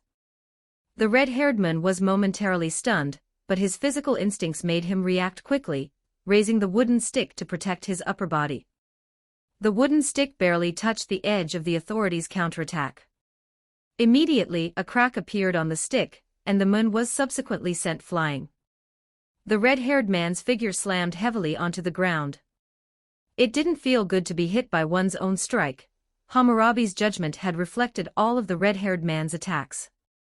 To think he nearly withstood my passive, as expected of the sword saint. "Good job," Subaru shouted loudly. Sure enough, with high-level combat power on their side, Subaru and the others didn't need to worry about the battle at all. Quite an excellent swordsman, though his ability is a bit unsatisfying. The red-haired man stretched his arm and climbed up from the ground. He glanced at the nick in the wooden stick and began to lazily state his opinion. Anyway, this is a trial, so you all need to prepare a way to win. Doesn't one each on passing the trial just now count? Someone was just beaten so hard they were looking for their teeth on the floor, meow. Felix retorted with his hands on his hips. So annoying.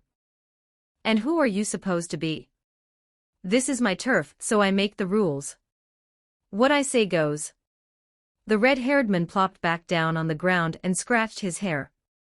Waking up from a hangover only to get thrashed in front of a crowd, what's this all about? For a moment, the trial grounds fell into an eerie silence. Regardless, Fiona should have passed, right, red-haired uncle. Amelia also spoke up to voice her opinion. If even a fact like this could be denied, then Amelia would truly have to look at him in a new light. Fine, she passed, all right. My ears are getting calluses from all your noisy chatter. It seems in that case.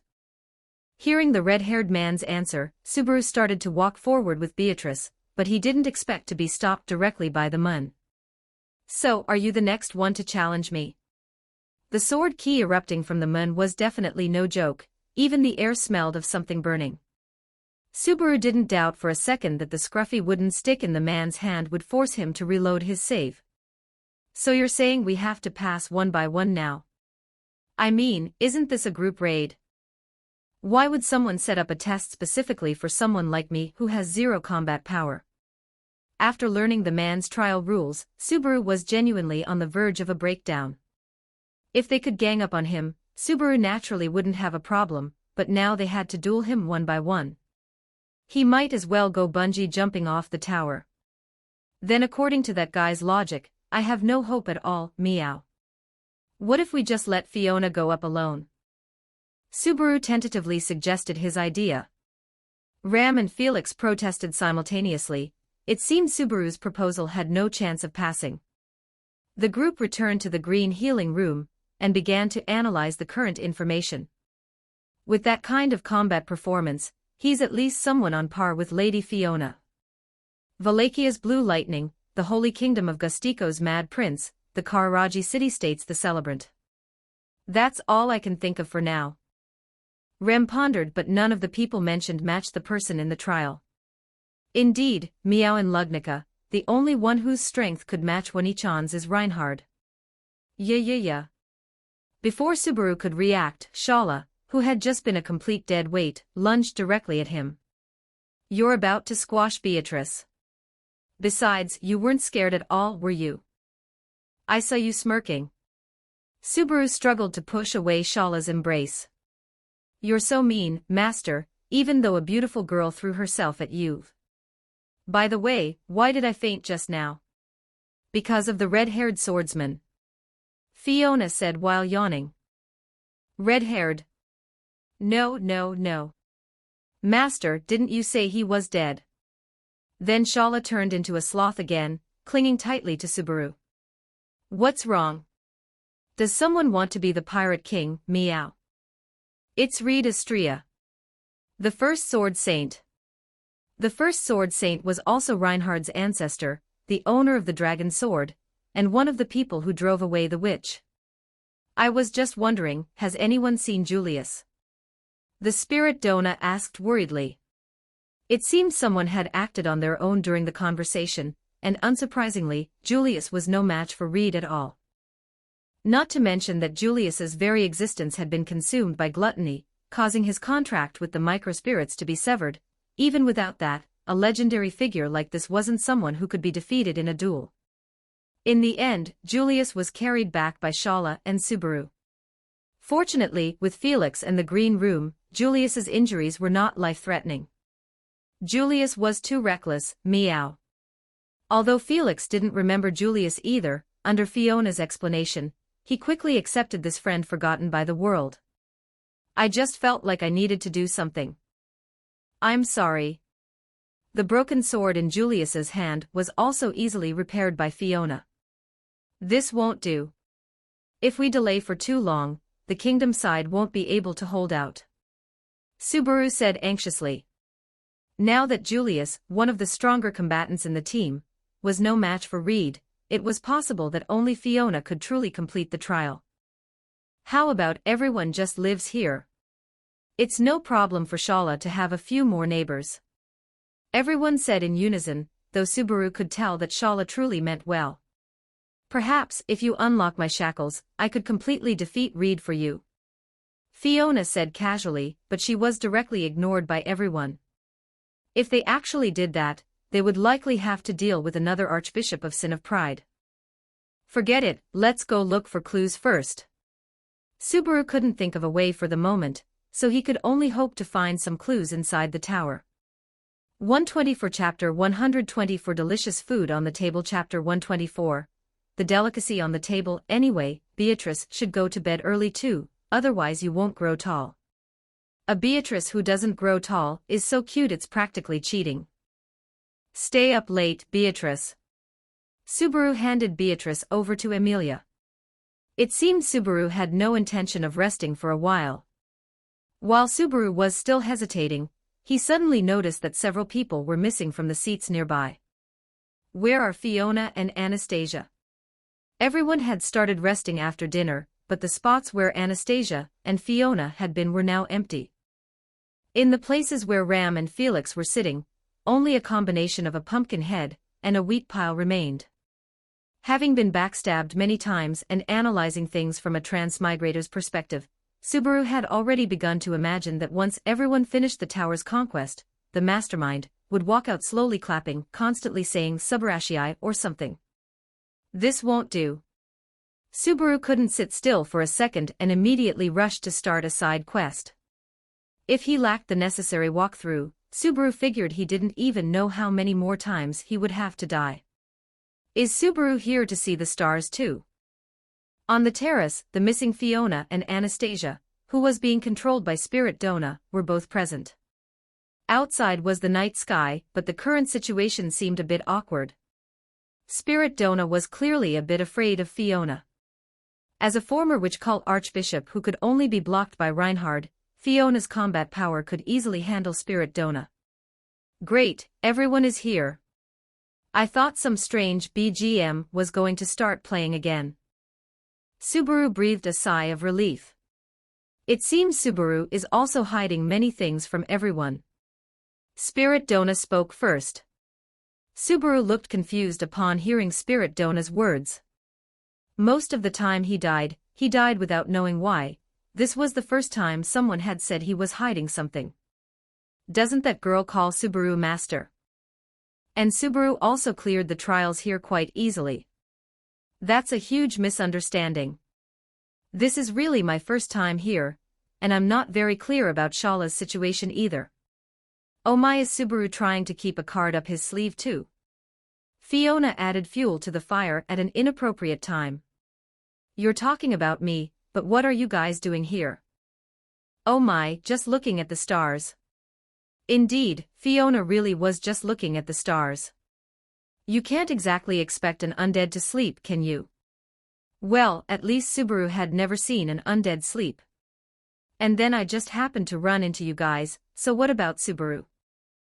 Are you looking for a chance to eliminate me, a Royal Selection faction member? While Lady Anastasia is asleep. Don't talk about such scary topics. I also feel regretful about Miss Anastasia's issue, but I came here because I was worried about you guys. Subaru leaned against the edge of the terrace. The scenery was unclear at night, only the birds that had brought them here during the day would land on his head from time to time, and then fly away. But clearly the weakest one here is you, Subaru. Is Fiona worrying about me? Why don't you help us deal with that sword saint again?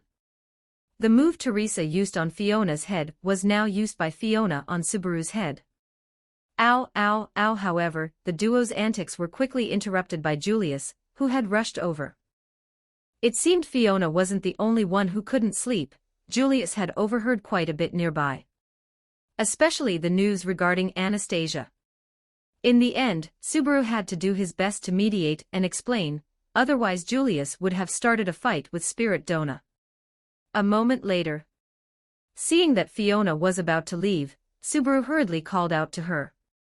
What is it? Is your Emma tribute exploding, and you want another iron fist of love? It's not that. I just feel like Fiona might know something. Anyway, everyone is here. Felix too. Fiona must want to go back as well. It had to be said that Subaru's emotional appeal was quite effective. In any case, this time everyone can go back together. This is what Lady Teresa and Mr. Wilhelm specifically entrusted to me to ensure everyone returns safe and sound. Oh my, that's quite an ambitious statement. Indeed, it will eventually come true. Fiona also nodded and said. This made Subaru look delighted. In previous plots, there were too many instances where someone's favorability wasn't high enough, leading to a betrayal at a critical moment. Subaru even had experience with it now. However, it seemed Subaru had forgotten that there was still one person whose favorability towards him was also not maxed out. If there's nothing else, I'll head back first. Then it's a promise, we'll go back together. Subaru extended his fist toward Fiona, like a fist bump promise between partners. Fiona rattled the shackles on her hands, and then somewhat reluctantly bumped fists with Subaru. Goodness, you're making me a bit embarrassed, oh my. Fiona already knew what would happen next, but in order to draw out a certain Archbishop of Sin acting in the shadows, Fiona chose to ignore it. It wasn't the first or second time Subaru had been tormented by his own people. Fiona believed Subaru would get used to it. Sage's Tower, what happened to me? Is this? Did I transmigrate? Subaru, surrounded by everyone, suddenly woke up with a start. Amelia was a bit worried about Subaru's behavior.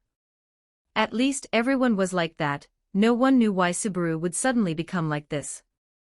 A somewhat stiff Subaru suddenly stood up. It seemed he was not quite used to Amelia's concern. What's wrong, Subaru? Rem also tugged at the corner of Subaru's clothes. I'm fine. Are you talking about my eyes? I'm very sorry, they've always been like this. Girls who looked like a magical girl and an otherworld maid were currently worrying about him. This left Subaru a bit at a loss. At the very least, he couldn't process such a large amount of information in a short time. Although I don't know why you all know me, I am Natsuki Subaru. The black-haired youth stood among the crowd with a wide stance. A sense of awkwardness unique to another world suddenly filled the air, but in everyone's eyes there was only worry. Finally, Felix rushed over. There's absolutely no problem, meow, perfectly healthy. Is there sand in your head? Felix shook Subaru's head. Are you saying we've known each other for a year? Meanwhile, Subaru asked Amelia and Rem with a look of astonishment. I don't seem to remember anything at all. Chapter 125, Endless Death. Oh my, oh my. At this point, sitting here is useless. Let's eat. As the backbone of the team, Subaru had indeed forgotten everyone present, and even the kingdom's best doctor was of no help. Agreed, meow. Felix also raised both hands in agreement. I'm very sorry for making everyone worry. Being watched by everyone and feeling out of place, Subaru could only think of an apology to ease the atmosphere. It's not Subaru's fault. But why did Subaru suddenly become like this? Is it because of a trial within the tower? Rem asked Fiona and Shala. Shala wished for nothing more than for Subaru to stay here, and she truly didn't know what had happened, so she could only shake her head. Oh my, oh my. It doesn't seem like a problem with the tower. At least that red-haired swordsman wouldn't be the culprit. Fiona said, though her words seemed to hint at an answer. Is that so? Rem's eyes dimmed. Ultimately, this became a cloud of doubt hovering over everyone's heads. After resting, they continued their operation. The mission to conquer the high tower could not be stopped. Only by moving forward could they reclaim everything lost, or lose everything entirely. Oh my, doesn't this feel like a massive gamble? On the spiral staircase, Subaru walked with Fiona and the others, their destination being the library. Having nothing better to do, Fiona had proactively suggested going there. Putting it that way, it really does. Subaru muttered to himself. Having only his memories from before he was summoned, Subaru couldn't help anyone. Amelia and the others were searching for clues elsewhere in the tower. Wait, if we fail, doesn't that mean everyone stays here forever? Correct, but there's no prize. Fiona had already reached a bookshelf and casually flipped through a book. For Fiona to take the initiative to read a book was quite a spectacle. Be careful.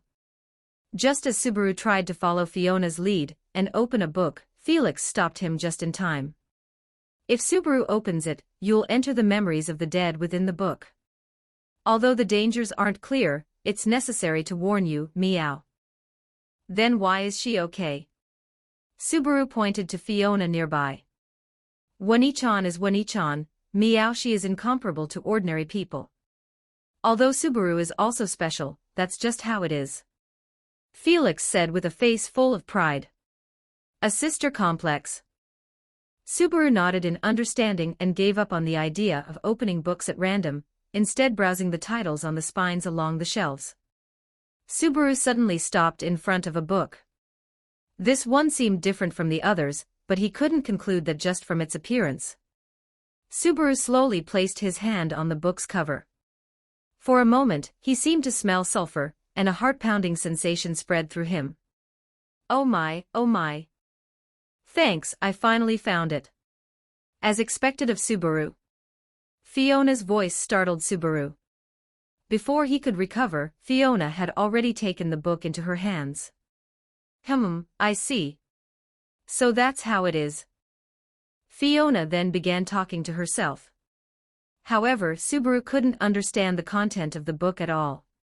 Perhaps if he touched the book, he could see what was inside. What's written there? Subaru asked curiously. Are you illiterate too? Fiona spoke in a tone of surprise, but she had no intention of putting the book back, continuing to flip through it instead. Why to? Don't tell me you can't read the words either. It was just a book of the dead. Subaru couldn't imagine why Fiona would specifically come looking for it. Of course, this was just a minor interlude, and Subaru didn't take it to heart. Soon it was time for the scheduled gathering. Having found nothing, everyone returned to the Green Spirit room. Compared to Rem actually looked more anxious, but everyone's emotions were similar. After Subaru lost his memories, Spirit Donna had proactively confessed her identity. Subaru looked at the others' expressions with a sense of confusion. Maybe I should do something. Not knowing where to start, Subaru finally set his sights on the Book of the Dead. But since he was being watched by Amelia and the others, he could only wait until everyone was asleep to act. Where does Subaru want to go? The pink-haired girl suddenly appeared in front of Subaru. I just couldn't sleep and wanted to walk around. If this were a game, Subaru should have confessed by now. Ram's words caught Subaru by surprise. What do you mean? I really don't remember anything. What do you mean you don't remember anything? Everyone is waiting for Subaru. Only Subaru can rescue everyone from the hands of the witch cult. In Ram's eyes, except for Subaru, almost no one could defeat that group wreaking havoc across the continent. Even Fiona had failed. I'm very sorry. Such useless words. The truth. In a daze, Subaru seemed to hear something. He suddenly looked back, but there was only the distressed Ram. Currently, everything Ram held dear was trapped within this tower. Furthermore, since the primary guide had lost his memories, the team's chances of success had drastically diminished. Subaru thought Ram wanted to say something more, but she had already left. Subaru vaguely felt that something was waiting for him at a higher level. Subaru didn't encounter anyone else along the way. The tower at night was deathly silent. The endless bookshelves still stood before Subaru. Faced with such a vast number, Subaru didn't know what to do for a moment. Subaru ultimately found nothing. Looking down, he felt a sense of vertigo. Whoosh! Before Subaru could even react, he had been knocked off the stairs. Someone pushed me. But all that answered Subaru was the howling wind and the rapidly approaching ground. That was Subaru's final thought. Return by death activated. The agony before death was still tormenting Subaru, but what he saw before his eyes were the others. Subaru, are you okay? The sensation of bones shattering was still fresh in his memory, making Subaru instinctively take 2 steps back, whereupon he bumped into Fiona. Still half asleep. Subaru didn't answer anyone, as the shadow of death had not yet completely dissipated. Rem took Subaru's hand, calling him back to his senses. 126 Chapter 126 Even if endless Chapter 126, even if it is endless. Even if it is endless. Even if I annihilate myself. Subaru, having tasted the flavor of death, finally regained consciousness. The plot unfolded just as before, but still confused, Subaru blankly followed behind the group. Until the second fall. Flesh collided with the hard rock stairs, and meat and bone twisted under the force of gravity. The second death arrived as scheduled, and at this moment, Subaru was certain that someone wanted to kill him. This clearly wasn't a dungeon that a novice could clear at will. At the very least, Subaru didn't yet have enough bonds or determination. Return by death activated. The frantic Subaru broke away from the crowd and found a place to hide on the second floor, the most dangerous level of the peril-filled tower. Reed, naturally, did not welcome a crazed male creature entering his territory, treating him as if he were a wild beast. Reed impatiently tried to drive Subaru away, but Subaru wasn't able to snap out of it so quickly. Clatter. A wooden stick pierced Subaru's body, and his life entered its final countdown. This world was so cruel, granting death equally to anyone. And the most painful thing was being unable to truly touch death. Return by death activated. Subaru woke up once more. Facing the group's concern, he suppressed the discomfort in his heart, and told the puzzled crowd that nothing was wrong. As night fell, Subaru began his move. I don't even know them, anyway, they won't miss one person like me. Subaru moved away from everyone's position, and headed toward the gate on the 5th floor, the exit leading to the desert. Death or whatever, you've got to be kidding me. Isn't the road here wide enough? Why must we go up? Isn't it better just to live? A gate seemingly built for giants appeared before Subaru, standing in front of it. He could even feel the scent of wind and sand. This is...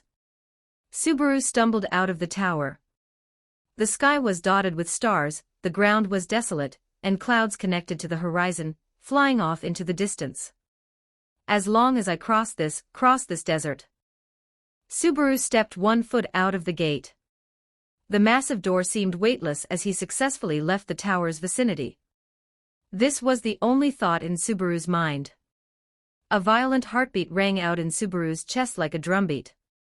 The threat of death made his entire body go stiff. A violent gale kicked up, and an invisible dividing line tore the world apart. Clouds and sand were both split in two, and black-red blood spread from underground. The magic beasts that hadn't even had time to show their heads died miserably underground. The path you have chosen. The world was pulled back before Subaru's eyes. Like a deathbed flashback, everything that happened flashed before him. Subaru saw the blood-drenched tower, and the remains of his companions scattered everywhere. The tower snapped in the middle, its fallen ruins still towering into the clouds. Black shadows erupted from beneath the tower, surging toward Subaru. The silver-haired girl was eventually submerged in the black shadows as well. The nausea from seeing the corpses, the fear, the helplessness, the despair and *drip, *a drop of bright red fell onto the sand. Subaru wanted to wipe the blood from his face, only to find that his fingers were already missing. The clean cut even prevented Subaru from feeling pain. Just like the collapsing tower, Subaru shattered like building blocks. At least this death brought some mercy, and it allowed Subaru to see reality clearly. Return by death activated. Lord Felix, Subaru has been like this since he came back from the library. Is he really okay? Rem dragged Subaru to the cat's clinic, and after a careful examination, Felix shook his head with certainty. No problems, meow. Felix had no way to investigate Subaru's lost memories, not to mention that the culprit was using an authority. Oh dear, perhaps it's because some girl has him completely infatuated. Fiona, perched on top of Felix's head, teased. Oh my, could it be that Master is really infatuated with me? Shala said bashfully from the side, but whether Subaru had lost his memories or not, he didn't have any feelings for Shala. Perhaps humans don't fall for apes. It's definitely not that. Subaru stood up and exhaled. He now had a plan. If he wanted to clear the tower, then Reed on the second floor was an obstacle he had to overcome. As for the method to clear Reed, it was naturally to look through his server records.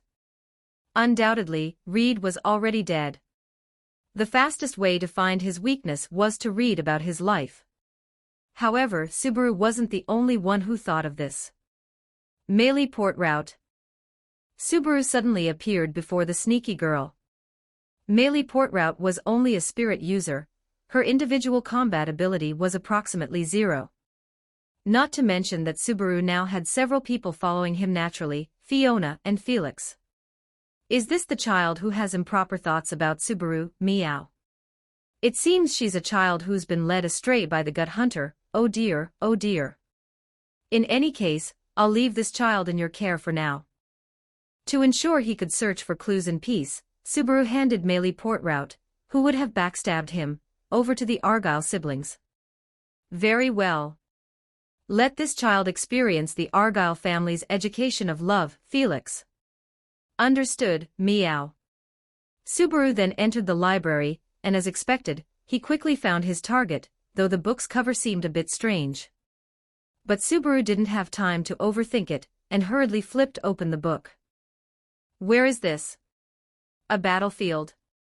Oh my, big brother, you're here again. A blonde girl suddenly appeared before Subaru, but he wasn't affected by her appearance. This was a book of the dead. In theory, it should be the memories of the deceased. Didn't Big Brother notice? This isn't Reed's book.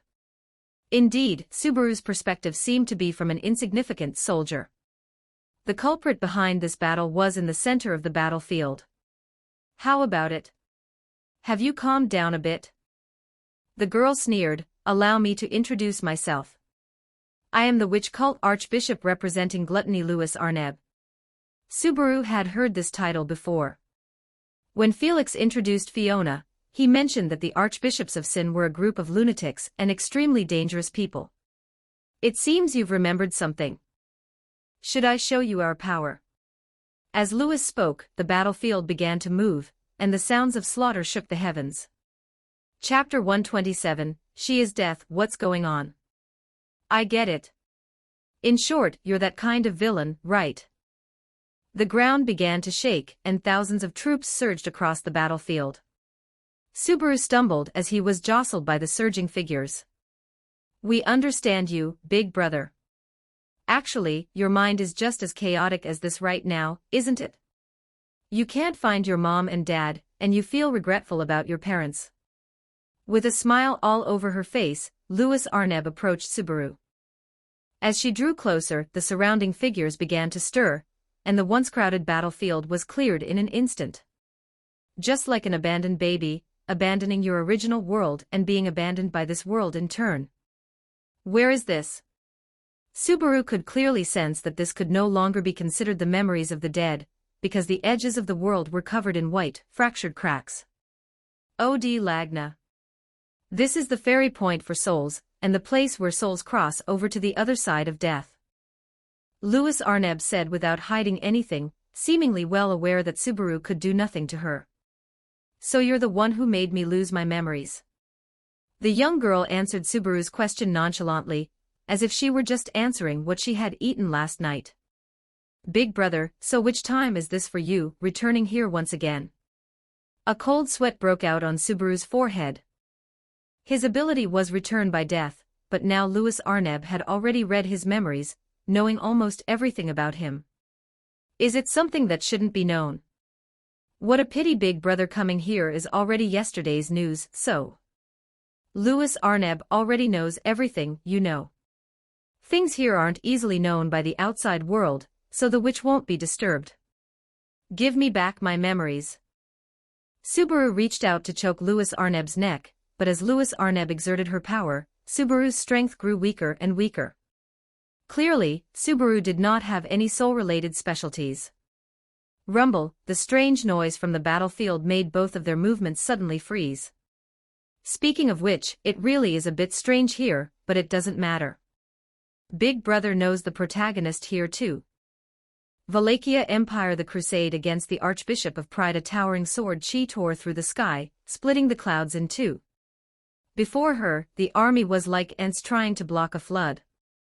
After the eerie flames and screams, her figure gradually became clear. Fiona Argyle, the night girl who traveled with the cat-eared boy. This was the memory of someone who died under her sword. It seemed the book had been intentionally altered. So what will Big Brother choose? The current Big Brother is Subaru. No. If Big Brother regains his memories, will Big Brother still be this? No. Louis Arneb's words made Subaru release his grip as if possessed. The real Subaru returns and number 2 becomes nothingness. Your death and your pain all become consumables for his appearance. How pitiful. As Louis Arneb raised her hand, the world fell still once again. Yes, that's the face. Subarashii. Binge eating. Going through so much hardship only to let someone else love the person you love in your place. Big brother really is great. Subaru covered his ears. Yes, we haven't had the experience of spitting things back out yet, so even we don't know what will happen. Big brother, are you really willing to be this substitute? A long silence ensued. While Subaru was still immersed in his inner struggle, alarm bells rang wildly in Louis Arneb's head, because the owner of the voice was not the person in front of her. Logically speaking, this was Louis Arneb's home turf. No one should be able to interfere with her actions. The girl turned around in a panic, but there was no one behind her. The frozen world stood before them like a woodblock print. Why are you doing this? Coming to his senses, Subaru questioned Louis Arneb. Of course, because a person can't be eaten twice. Louis Arneb said indifferently, her peripheral vision still scanning the surroundings. Isn't life incredibly unfair? You can't even choose your own living environment. You can only accept everything numbly, manipulated by fate. Eating the leftovers from their mouths. The girl roared in anger, expressing her discontent. We want to have our own life too, to be able to run. To devour. Silence fell once again, because even Subaru had clearly heard this sentence coming from a certain location. The tearing of space began to spread, starting right from the center of the battlefield. Her figure began to change from a static black and white to three-dimensional, her long hair fluttering, her armor cold and grim. The pitch-black sword shattered space-time along with it. Louis Arneb's actions indeed couldn't be noticed by the Witch of the Re-World, but causing such a huge commotion before the gates of the dead, made it impossible for certain existences to ignore. This is impossible. This is just a memory, you can't possibly appear here. Louis Arneb backed away in terror, her body shrinking right by Subaru's feet, as if a creepy action figure from some twisted collector had suddenly come to life. Fiona walked out from the memories of the dead. Just wait, we're supposed to be teammates, right? My brothers already know Subaru's location, and will be here soon, so. Louis Arneb desperately tried to argue. You cannot leave this place. This is the other side of the dead. Death is right here. Fiona's hands were empty. Without the restraint of shackles, her abilities were completely unleashed, to the point where she could even dash *crack rumble. Space was cleanly split in two, and what was originally just a tiny crack was instantly blown wide open. Of course. You cannot remember any of this yet. Fiona raised her hands. This is impossible, why can you? Could Ryan Roy know? Louis Arneb was filled with shock, but Fiona did not answer her question. Suddenly, Louis Arneb realized something, staring blankly at Subaru, who was equally at a loss beside her. Could it be? Is that how it is? Thank you for the feast. Beatrice. Subaru woke up with a start. The familiar figure before him made him sigh with relief. It seemed there was still time, the Archbishop of Sin of Gluttony would arrive soon. There wasn't much time left for Subaru. 128 Chapter 128 Reincarnation Chapter 128, Luke. Beatrice, have you been waiting for me for a long time? Subaru stood up shakily, while Beatrice put her hands on her hips tsundere style and spoke discontentedly. Subaru slept for about an hour. Shala sensed an intruder and left, and then everyone else left shortly after.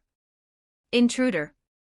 Subaru tried hard to recall something, but just like having just woken up from a dream, the scene that was presented before him just a second ago was now completely forgotten. Archbishop of Sin.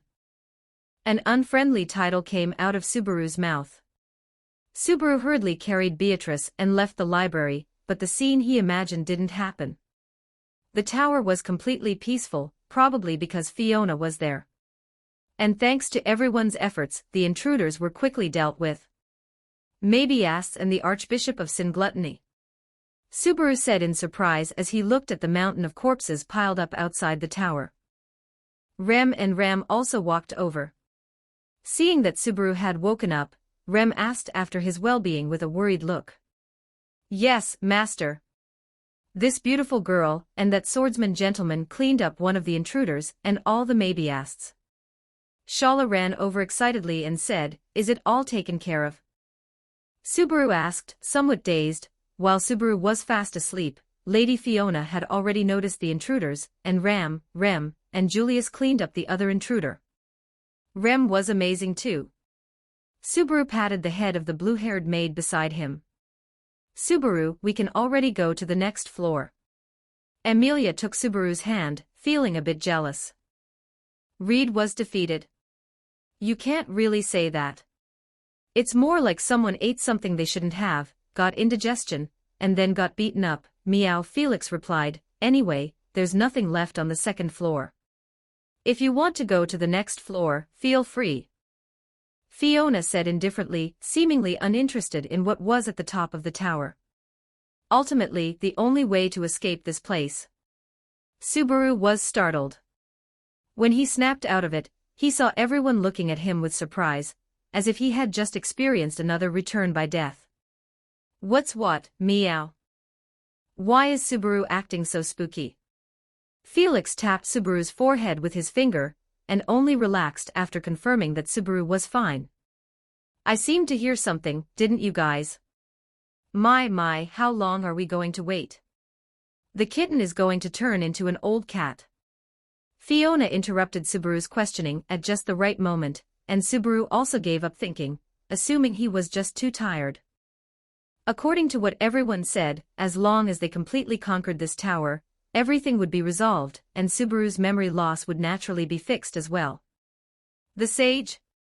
By the way, what exactly is up there? Subaru asked Shala. I don't know either. If there's any other bad stuff, Master must protect me. It seemed Shala was terrified by the resurrected Reed, hiding behind Subaru with some worry. The top floor of the tower was more spacious than imagined. It was even large enough for a giant dragon to land. And indeed, it was so Divine Dragon Volcanica. The name was so famous that when Amelia saw its figure, she instinctively spoke its name. Is he acting a bit unusual, meow? Felix said, looking at Divine Dragon Volcanica, thou, who hast reached the top of the tower, step upon the first floor, almighty petitioner. I, Divine Dragon Volcanica, following the ancient covenant, inquire as to the purpose of the one who reached the summit. Why is it just like that red-haired swordsman again, meow? Felix said discontentedly. After all, they had already met the Sword Saint, so a divine dragon wasn't something hard to explain. It doesn't seem to work. Amelia, who had introduced herself multiple times, also sighed. The giant dragon before them was just like Reed when they met him, only introducing itself over and over again. Lady Fiona. Ram's voice suddenly rang out.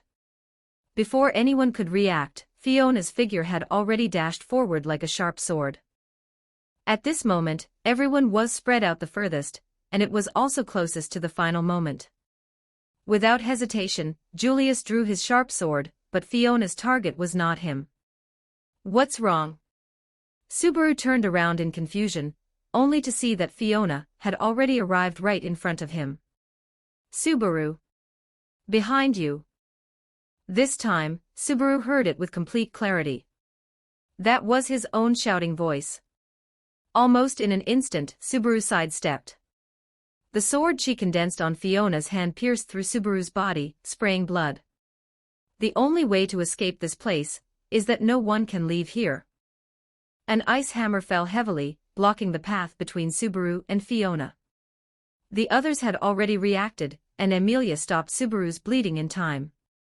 Fortunately, Fiona's attack just now had not hit Subaru's vital organs. Beatrice and Shala were closest to Subaru. Because of the brief delay, Fiona was now surrounded on all sides. Big sister. Felix bit his lip, then just sighed, looking at his most familiar enemy before him with a solemn expression. Fiona launched an attack once again, but due to the restriction of the shackles, she couldn't unleash her full strength. However, this was already enough. Sword energy.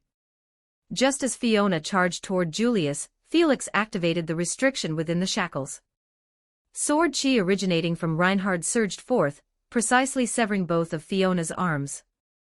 Asterisk thud clatter. Julius's sharp sword pierced through Fiona's chest. This was a turn of events that no one had expected. Julius asked his friend before him with some concern. The pain of personally sending off one's own kin was beyond words. Just in time. Beatrice and the others were still treating Subaru's wounds. With Felix there, as long as Subaru had a single breath left, he could be saved. Fiona knew this very well. Therefore a slash triggered by death burst forth in an instant, striking without warning toward Subaru, who was already on the verge of death. Why, Fiona? Julius was sent flying, and Fiona arrived before Subaru, placing her blood-stained hand directly on Subaru's forehead. The wither effect arrived along with the slash. And the authority of gluttony. Julius, deceased Subaru, deceased Beatrice, deceased immediately following was a massive rumbling sound. Its figure blotted out the sky. From the ashes, the giant dragon let out a roar as if the world itself were trembling, and then a figure appeared beneath the dragon. Divine Dragon Volcanica, and Reed stood blocking the way in front of everyone. And behind the first Sword Saint and the Divine Dragon stood a white-clothed girl. 17,677 times not enough fun points. Chapter 129, The Sand Named Time, flowing lonely. Everyone climbed to the top of the tower for the first time. Reed's sword intent showed no mercy. The legend that shouldn't have existed had become a pawn in Pandora's hands. At this moment, they were facing two-thirds of the team that could drive away the Witch of Envy. The sky-covering dragon roared to life, and a beam of light capable of obliterating the tower struck at Fiona. The senile dragon had, unsurprisingly, also become her puppet. This was not the most desperate part. Authority. In the sea of Fiona's consciousness, even Typhon had fallen into silence. One by one, the members of the team fell before Fiona. "What are you worried about?" she spoke. Fiona had no time to react. Almost instinctively, Fiona placed her hand on Natsuki Subaru's head, and an aura containing the wither effect surged into Natsuki Subaru's body in an instant. Natsuki Subaru fell to the ground with a look of astonishment, the scent of death beginning to spread across his body. "Is it this special child? So that's how it is." Pandora slowly approached, just about to change Natsuki Subaru's fatal ending, but another chilling aura immediately arrived. Witch of Envy. Seemingly sensing that someone had touched her reverse scale, the witch who had almost swallowed the world emerged from the shadows, and even Pandora was affected. Sword of Damocles. Fiona, having slightly regained her authority, severed the entire tower without hesitation. "It is useless. All final paths lead here. This is the bottleneck of thousands upon thousands of paths. You cannot escape." At the final moment when the tower completely collapsed, Pandora stated her plan. "Loving you. No need to resist anymore. No need to be lost anymore. Return by death activated." Natsuki Subaru, sleeping beside Beatrice, woke up with a start. Natsuki Subaru rushed out directly. After reading his Book of the Dead, Natsuki Subaru had remembered everything. "You saw it too. I am no match for them." Fiona, wearing shackles, had long known of Natsuki Subaru's arrival. Natsuki Subaru always hoped someone could share the secrets hidden deep in his heart. But now was not the time. There was less than an hour until death arrived, and the enemy's camp was extremely luxurious.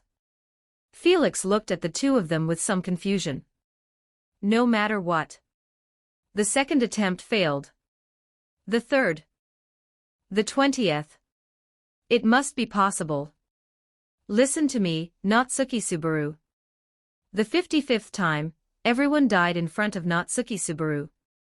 If it's only like this, it's impossible to pass. Because Natsuki Subaru already knew the development of the plot completely, Fiona's biggest source for harvesting fun points was completely gone. Natsuki Subaru said with some surprise, "Want me to laugh? What nonsense are you spouting? How could I possibly laugh in this situation? Everyone has died in front of me countless times." Natsuki Subaru said hysterically. In such a dead end, Natsuki Subaru could barely see a glimmer of hope. The completely unequal distribution of combat power made Natsuki Subaru almost desperate. The 382nd failure. Natsuki Subaru. Why are you looking at One-chan so strangely? Naughty thoughts are a no-no. Felix woke Natsuki Subaru up. It really is too hard for you. Perhaps it would be much better if you forgot. But there will be a price to pay. Allo, I hope he goes easy on you. Before anyone could react, Fiona's hand had already pierced through Natsuki Subaru's chest. Natsuki Subaru. Natsuki Subaru. Authority of gluttony. Return by death. At the boundary between life and death. Natsuki Subaru, enveloped by death, began to rewind to a specific point in time until. Allo, this is not enough. You need to give me more time. Fiona's hand grabbed Natsuki Subaru's soul. Rumble. The black shadow fell into a rage in an instant. Space was torn apart. This was a secret exclusive to them, but at this moment, it was tainted by another. Allo, the vinegar jar has been overturned. When Satella's hand was one last centimeter away from Fiona's face, Fiona pushed Natsuki Subaru to the furthest distance. But this did not mean Fiona was unscathed. The black shadow had almost completely swallowed Fiona's lower body. Return by death activated. Inside the tavern. Fiona raised her arm, looked at it, and put it back down. Milk, hot. Milk, cold. Milk, warm, meow, poison, icy. Sand dunes filled with magical beasts, underground caves full of miasma, the perilous tower. Fiona moved the butterfly's wings as much as possible, but as Pandora said, this is the bottleneck of fate, and no matter what, everyone will come here. One-chan is spacing out again. Let's all leave here together at the end. Felix said, pulling Fiona's hand, ignoring Natsuki Subaru's look of astonishment due to having his memories swallowed by gluttony Louis Arneb. Everything seemed very harmonious. Once again, everyone stepped onto the final top of the tower. Under the setting sun, everyone seemed to have completed the final trial. One-chan. Finally, we can go home. Felix hugged Fiona and wailed. Rumble, ruthless sword intent shattered everything, and a sudden dragon roar swept through the entire tower. Just take one step back. And everyone will be fine. On the terrace, Spirit Donna stood by, trembling. She didn't understand why Fiona appeared here, and Natsuki Subaru, who had discovered that everyone was gone, was also rushing over. Fiona knew very well that Pandora was there. As long as she left the tower, she could see her. At the location where the sand dunes met the skyline, it was impossible for everyone to escape the sand dunes. Nor would they escape the sand dunes. Calm down, Natsuki Subaru. Fiona and the others were trying their best to soothe Natsuki Subaru, who was troubled by memory loss and death. You don't understand anything at all. You are just talking to yourselves here, performing as if you understand everything. Every time at the final moment, Fiona would swallow this part of Natsuki Subaru's memory, letting everything start over back to when everyone had just arrived at the tavern. The number had even reached an exaggerated bottom, and the memories swallowed by Fiona had even started to actively call out to Natsuki Subaru. Congratulations on obtaining the next alloy block. Fiona turned the wheel of fate once again. Useless, tried it thousands of saves ago, next one. Like the stars in the sky, and like the quicksand on the ground, endless without end. 130 Chapter 130 Laugh, in the Lost Path Chapter 130, Smile, while lost inside the tavern, milk, hot. Is One-chan feeling unwell somewhere, meow? Felix asked with concern, looking at Fiona, whose complexion was not very good.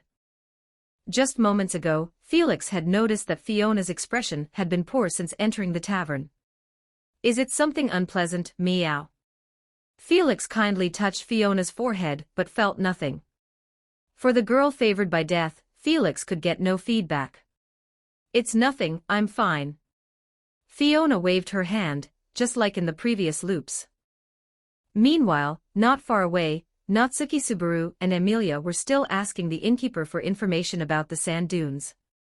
What is this all about? It doesn't look good at all, there's no vitality, meow.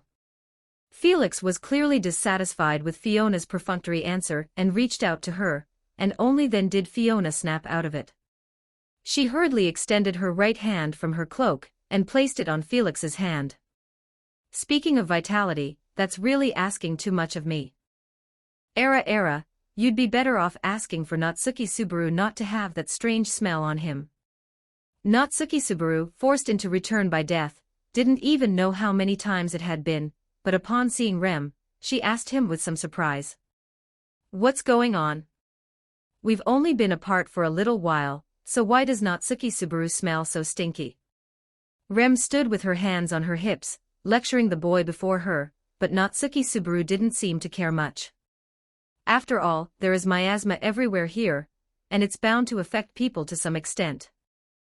Natsuki Subaru comforted himself this way, but the friction within the party seemed to go beyond that. On the other side, Ram and Felix were also lecturing Fiona. Why has Lady Fiona become like this? Has she not been resting on time again? Ram clearly said she must rest on time. Because she did not belong to the realm of the living at all, Felix could not detect what had happened to Fiona, and could only silently tidy up things on the side. Soon after, the party entered the sand dunes. Why is the atmosphere so strange? Did I say something wrong?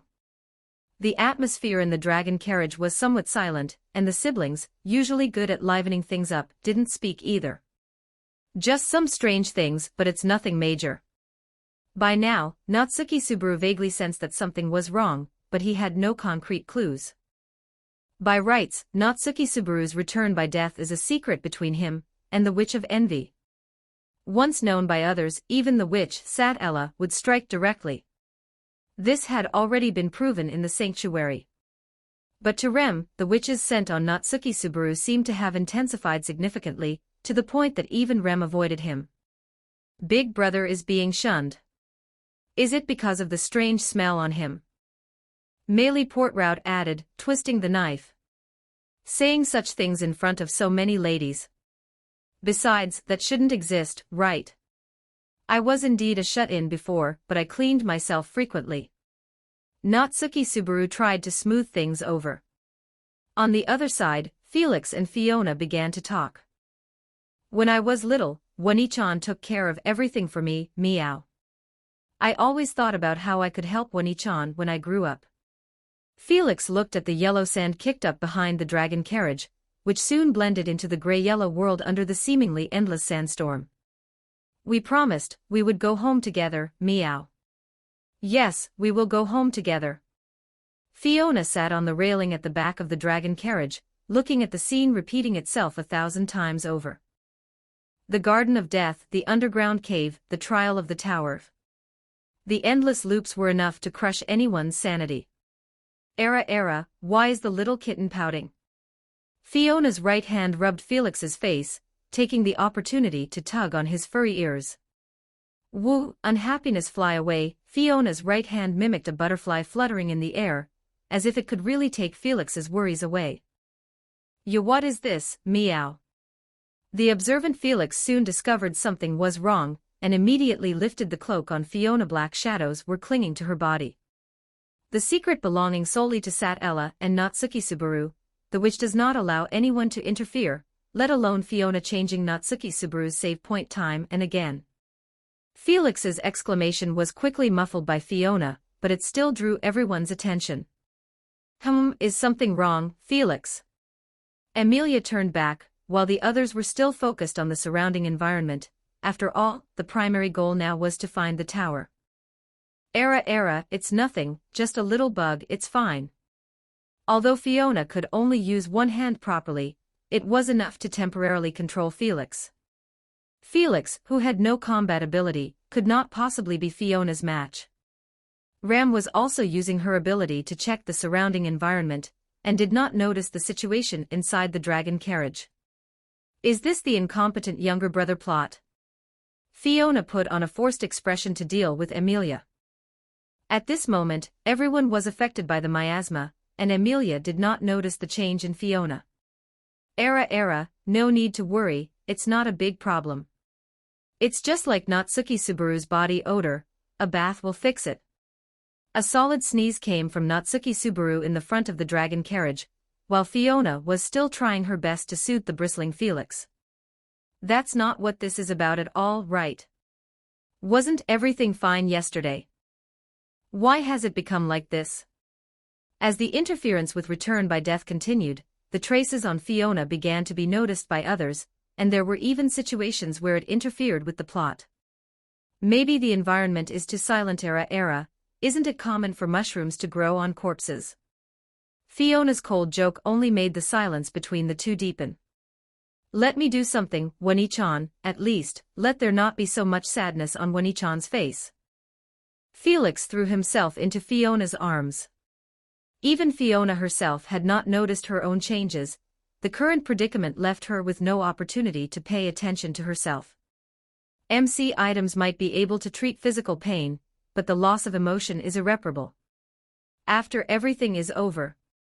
If it's Felix's smile, even if I get lost again, I will be able to find the way back. Chapter 131, I believe so much. Attempt. In the underground cave. In the sea of flowers, everyone encountered an attack from the tower, followed by the bridge where Fiona was separated from the others. Lady Fiona.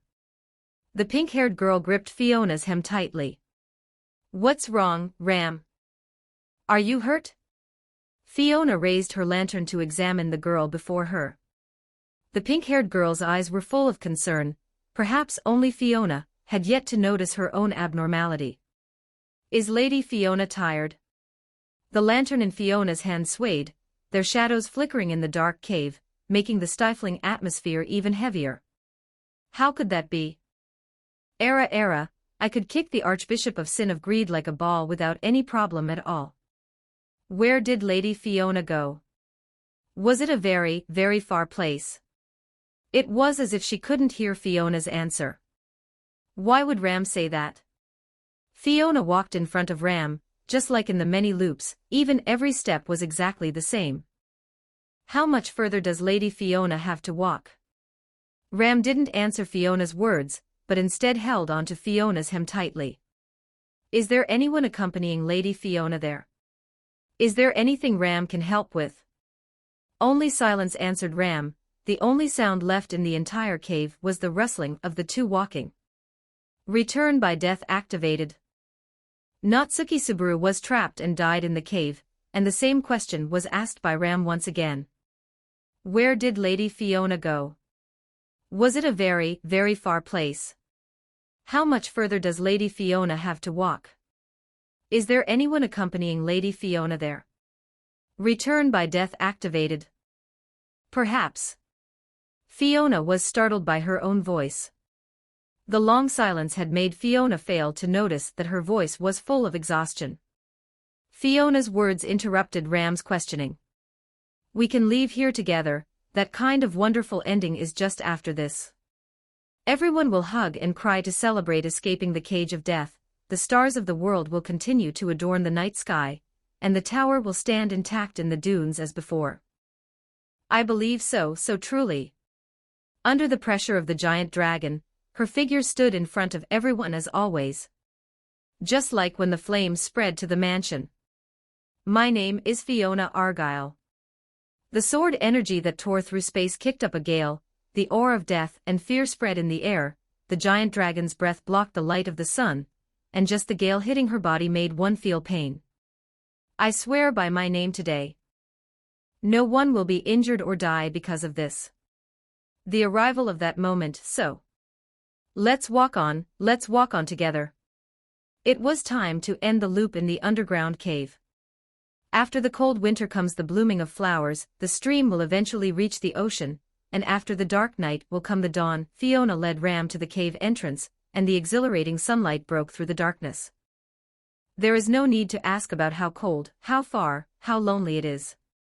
Fiona jumped to the bottom of the cave easily. The twisted beasts roared, but their attacks were not worth looking at in front of Fiona. Rumble, a neat cut appeared above the cave. The precise attack did not cause the cave to collapse, and the fierce beasts were split in two. The shrill screams did not last long before they disappeared completely. Because I believe that all of this is worth it. Inside the tower, Natsuki Subaru was carried back by Shala, along with a dragon carriage and an earth dragon. Playing around, trials, doubts. Do you know something? What exactly happened? Something is clearly wrong. On the terrace, the flock of birds was startled and flew away. Fiona turned her back to everyone and didn't speak. Era, what could be wrong? Isn't everyone here? You are Fiona. Felix's sister, who previously claimed to be the Archbishop of Sin of Pride. Seeming to think of some classic trope, Natsuki Subaru took a cautious step back, and Spirit Donna and Julius were also at a loss as to what to do in this scene. I mean, you haven't been replaced by anything or controlled, right? Natsuki Subaru explained.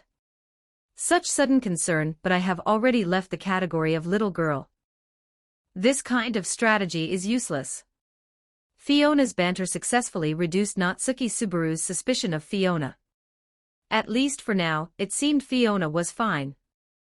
It's just that Natsuki Subaru didn't notice that Fiona was still holding a book she had taken from the library. The name on the book was exactly Fiona Argyle. This was the Book of the Dead belonging to Fiona. Immediately following was the attack of gluttony, the siege of magical beasts, and the riot of the tower. However, thanks to everyone's efforts, everything was quickly calmed down. I didn't expect it to be this straightforward either.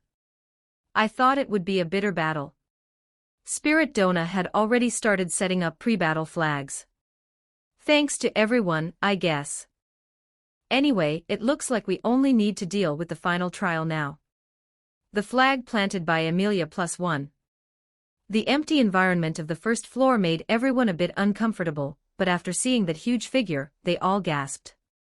It is no exaggeration to say that the royal authority of Lugnica is built upon the divine dragon Volcanica, and every citizen of Lugnica has heard legends about the divine dragon since childhood. Is that the enemy? Fiona answered Natsuki Subaru's question. That's not right, Fiona. Anyone can tell at a glance that it's the divine dragon, even I know that very well. Amelia realized and tried to persuade Fiona, and Felix was also comforting Fiona on the side. But Fiona just slowly retreated out of the crowd and took out a black book in front of everyone. This familiar configuration had already shocked everyone, and Fiona's goal had been achieved. What Fiona was about to do was the wheel of fate began to turn. Sword energy struck. Julius was the first to react, but Julius was no match for the opponent. The red-haired swordsman appeared again, and the divine dragon's eyes were full of chaos. After rolling a few times in a sorry state, Julius barely stood up. This is the Sword Saint and the Divine Dragon. Just puppets being manipulated.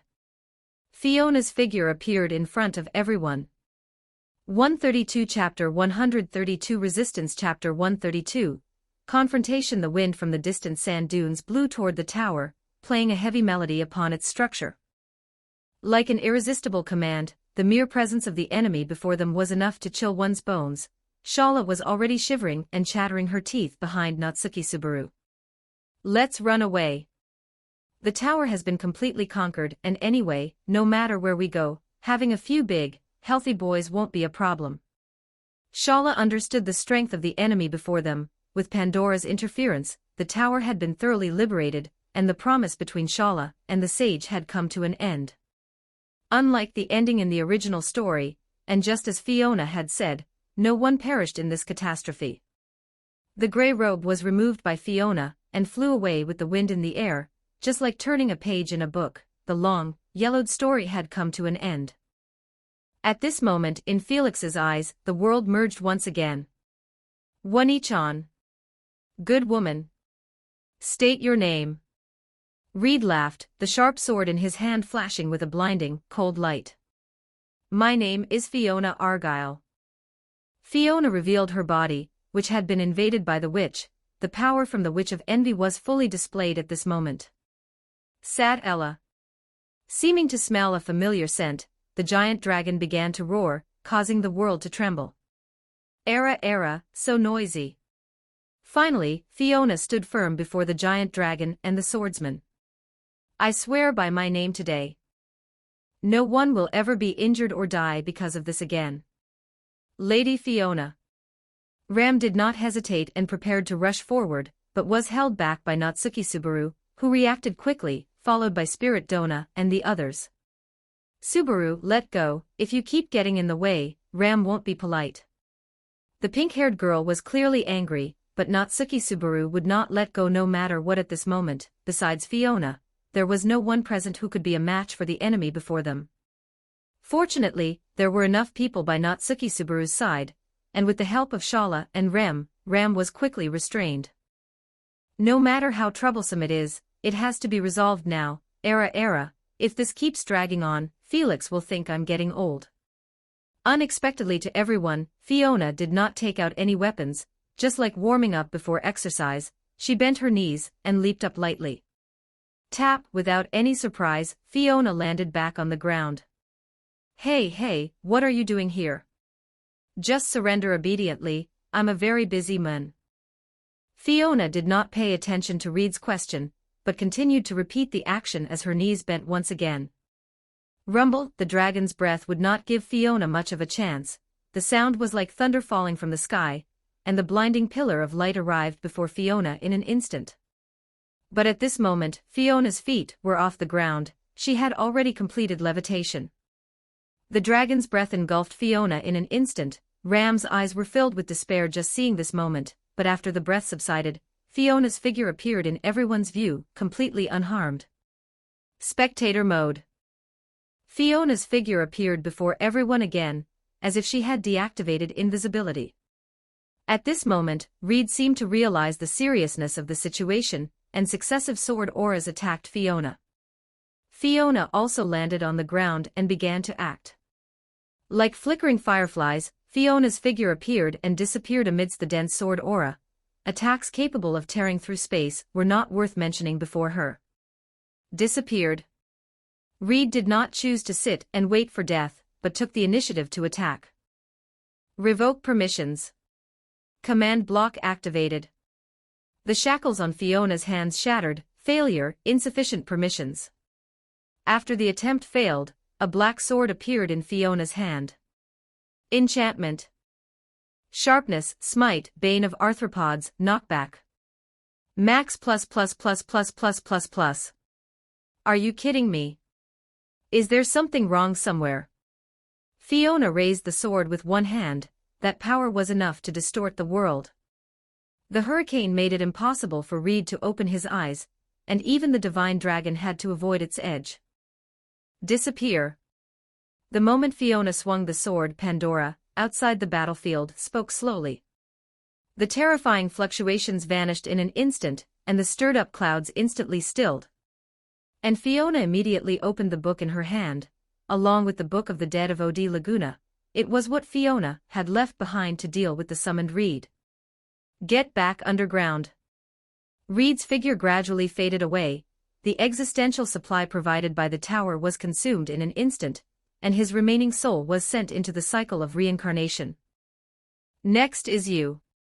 Under the astonished gaze of everyone, Fiona cleared away one of the major enemies before them with extreme speed, and the divine dragon became the final obstacle. /TP, Divine Dragon Volcanica Unknown. The huge figure disappeared before Fiona's eyes in an instant. At this moment, Fiona's abilities were completely on par with Pandora's. It was just that because the permissions of the Minecraft world were not yet higher than this world, Fiona was at most an administrator. Add permission. Cannot passively transfer divine protection of true sight, divine protection against the witch of vainglory. Now let's see whose permissions are higher. Fiona used the Book of the Dead in her hand to interfere with the permissions of this world, but at this moment, Fiona's enemies were not just Pandora alone. Rumble. What is it now? Is there another great sage? Natsuki Subaru looked at the shaking tower with a surprised expression.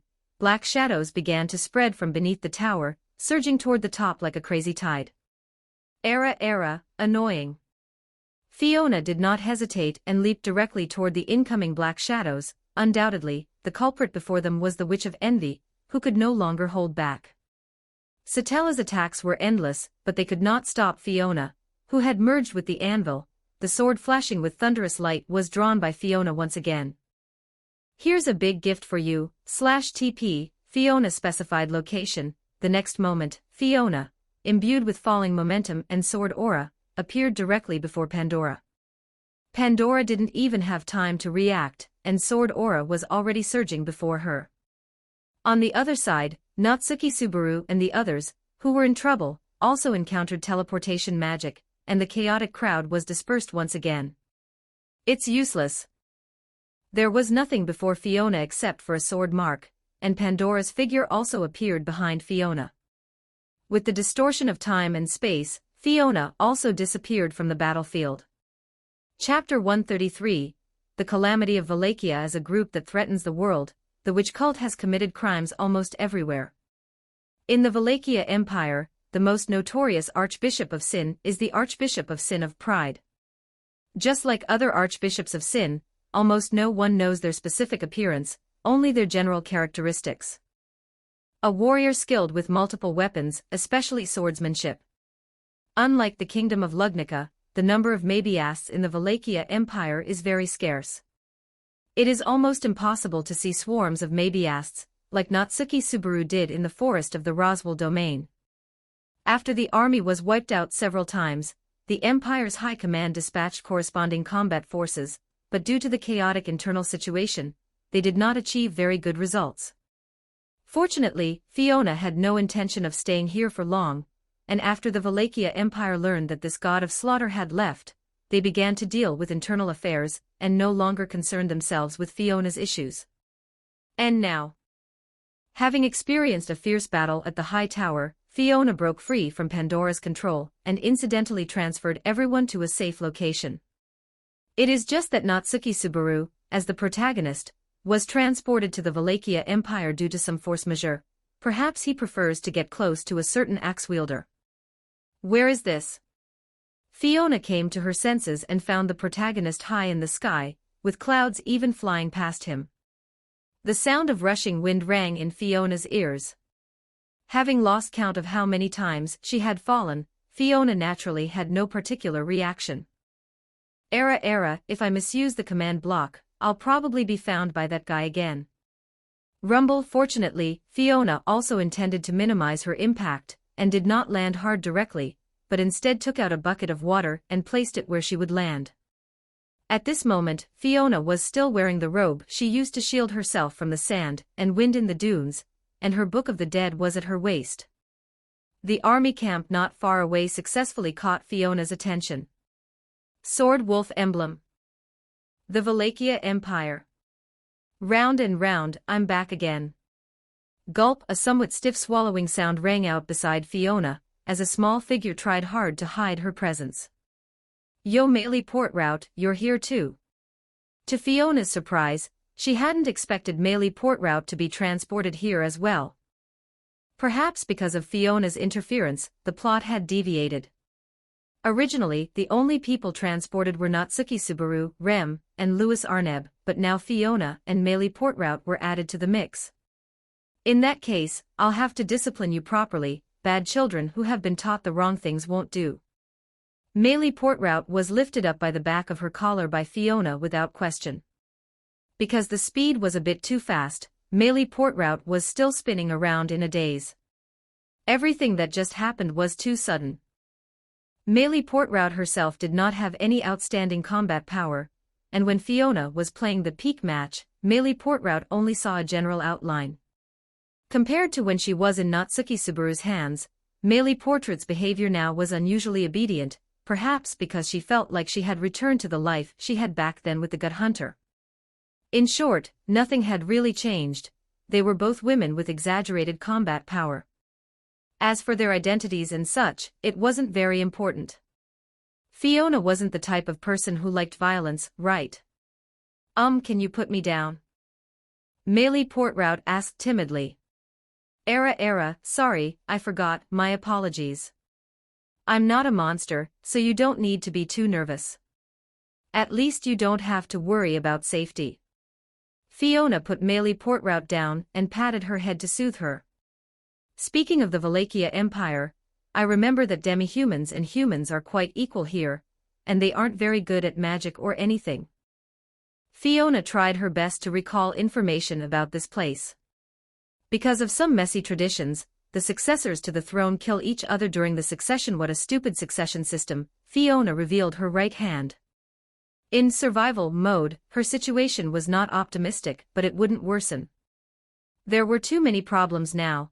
She would have to deal with them one by one. So Fiona decided to take Meili Portrout and move in the opposite direction of the army camp. With a child by her side, fighting and killing really wasn't appropriate. Big Sister Fiona. I hope it's okay to call you that. Do you know this place well? I know it quite well. For some reason, I've experienced the local customs here. Anyway, it's fine to just call me Fiona. I'll take care of you for now. Fiona casually patted her chest. If you didn't consider their identities, the current scene looked like a sisterly outing. Something seemed to be happening in the forest on the horizon, and Fiona's plan naturally wouldn't be realized so easily. Like Natsuki Subaru. Return by death activated. Hoo-hoo, as expected, Fiona had returned to the high sky again. Is Rem not here? Or did we get separated? Why did Natsuki Subaru die so quickly? Dealing with Pandora and cleaning off the residue of the Witch of Envy left on her body were issues for later. Before she helped Natsuki Subaru deal with the problem in front of him, Fiona probably couldn't go anywhere. So where are we going? Meili Portroute asked Fiona cautiously. Since we're here, shouldn't we experience the local customs? Look, aren't they having a picnic over there? Let's go over too. Meili Portroute. Because the army here hoped to negotiate with the Shudrak in the forest, they were stationed here. Fiona, arriving as a third-party force, naturally quickly attracted the attention of others. A scout soon appeared in front of Fiona. If it were just two women, it would be easy to make people underestimate them, not to mention that Meili Portroute was just a child. And Fiona also looked half-paralyzed.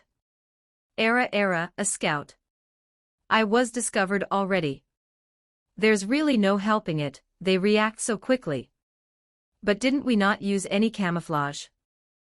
And there are almost no Mabiasts nearby, so I'm afraid Meili Portroute is of no help here. Meili Portroute whispered beside Fiona. At least Meili Portroute had learned quite a few assassination techniques while beside Elsa. She had also demonstrated camouflage in the village, and Natsuki Subaru had been tricked by her at the time. Hey, woman, who are you? Come with us to the army camp first. Don't put up any useless resistance, we can't entertain a young lady. As he spoke, the scout had already arrived in front of Fiona. Don't forget to like and subscribe to Novels Wonderland.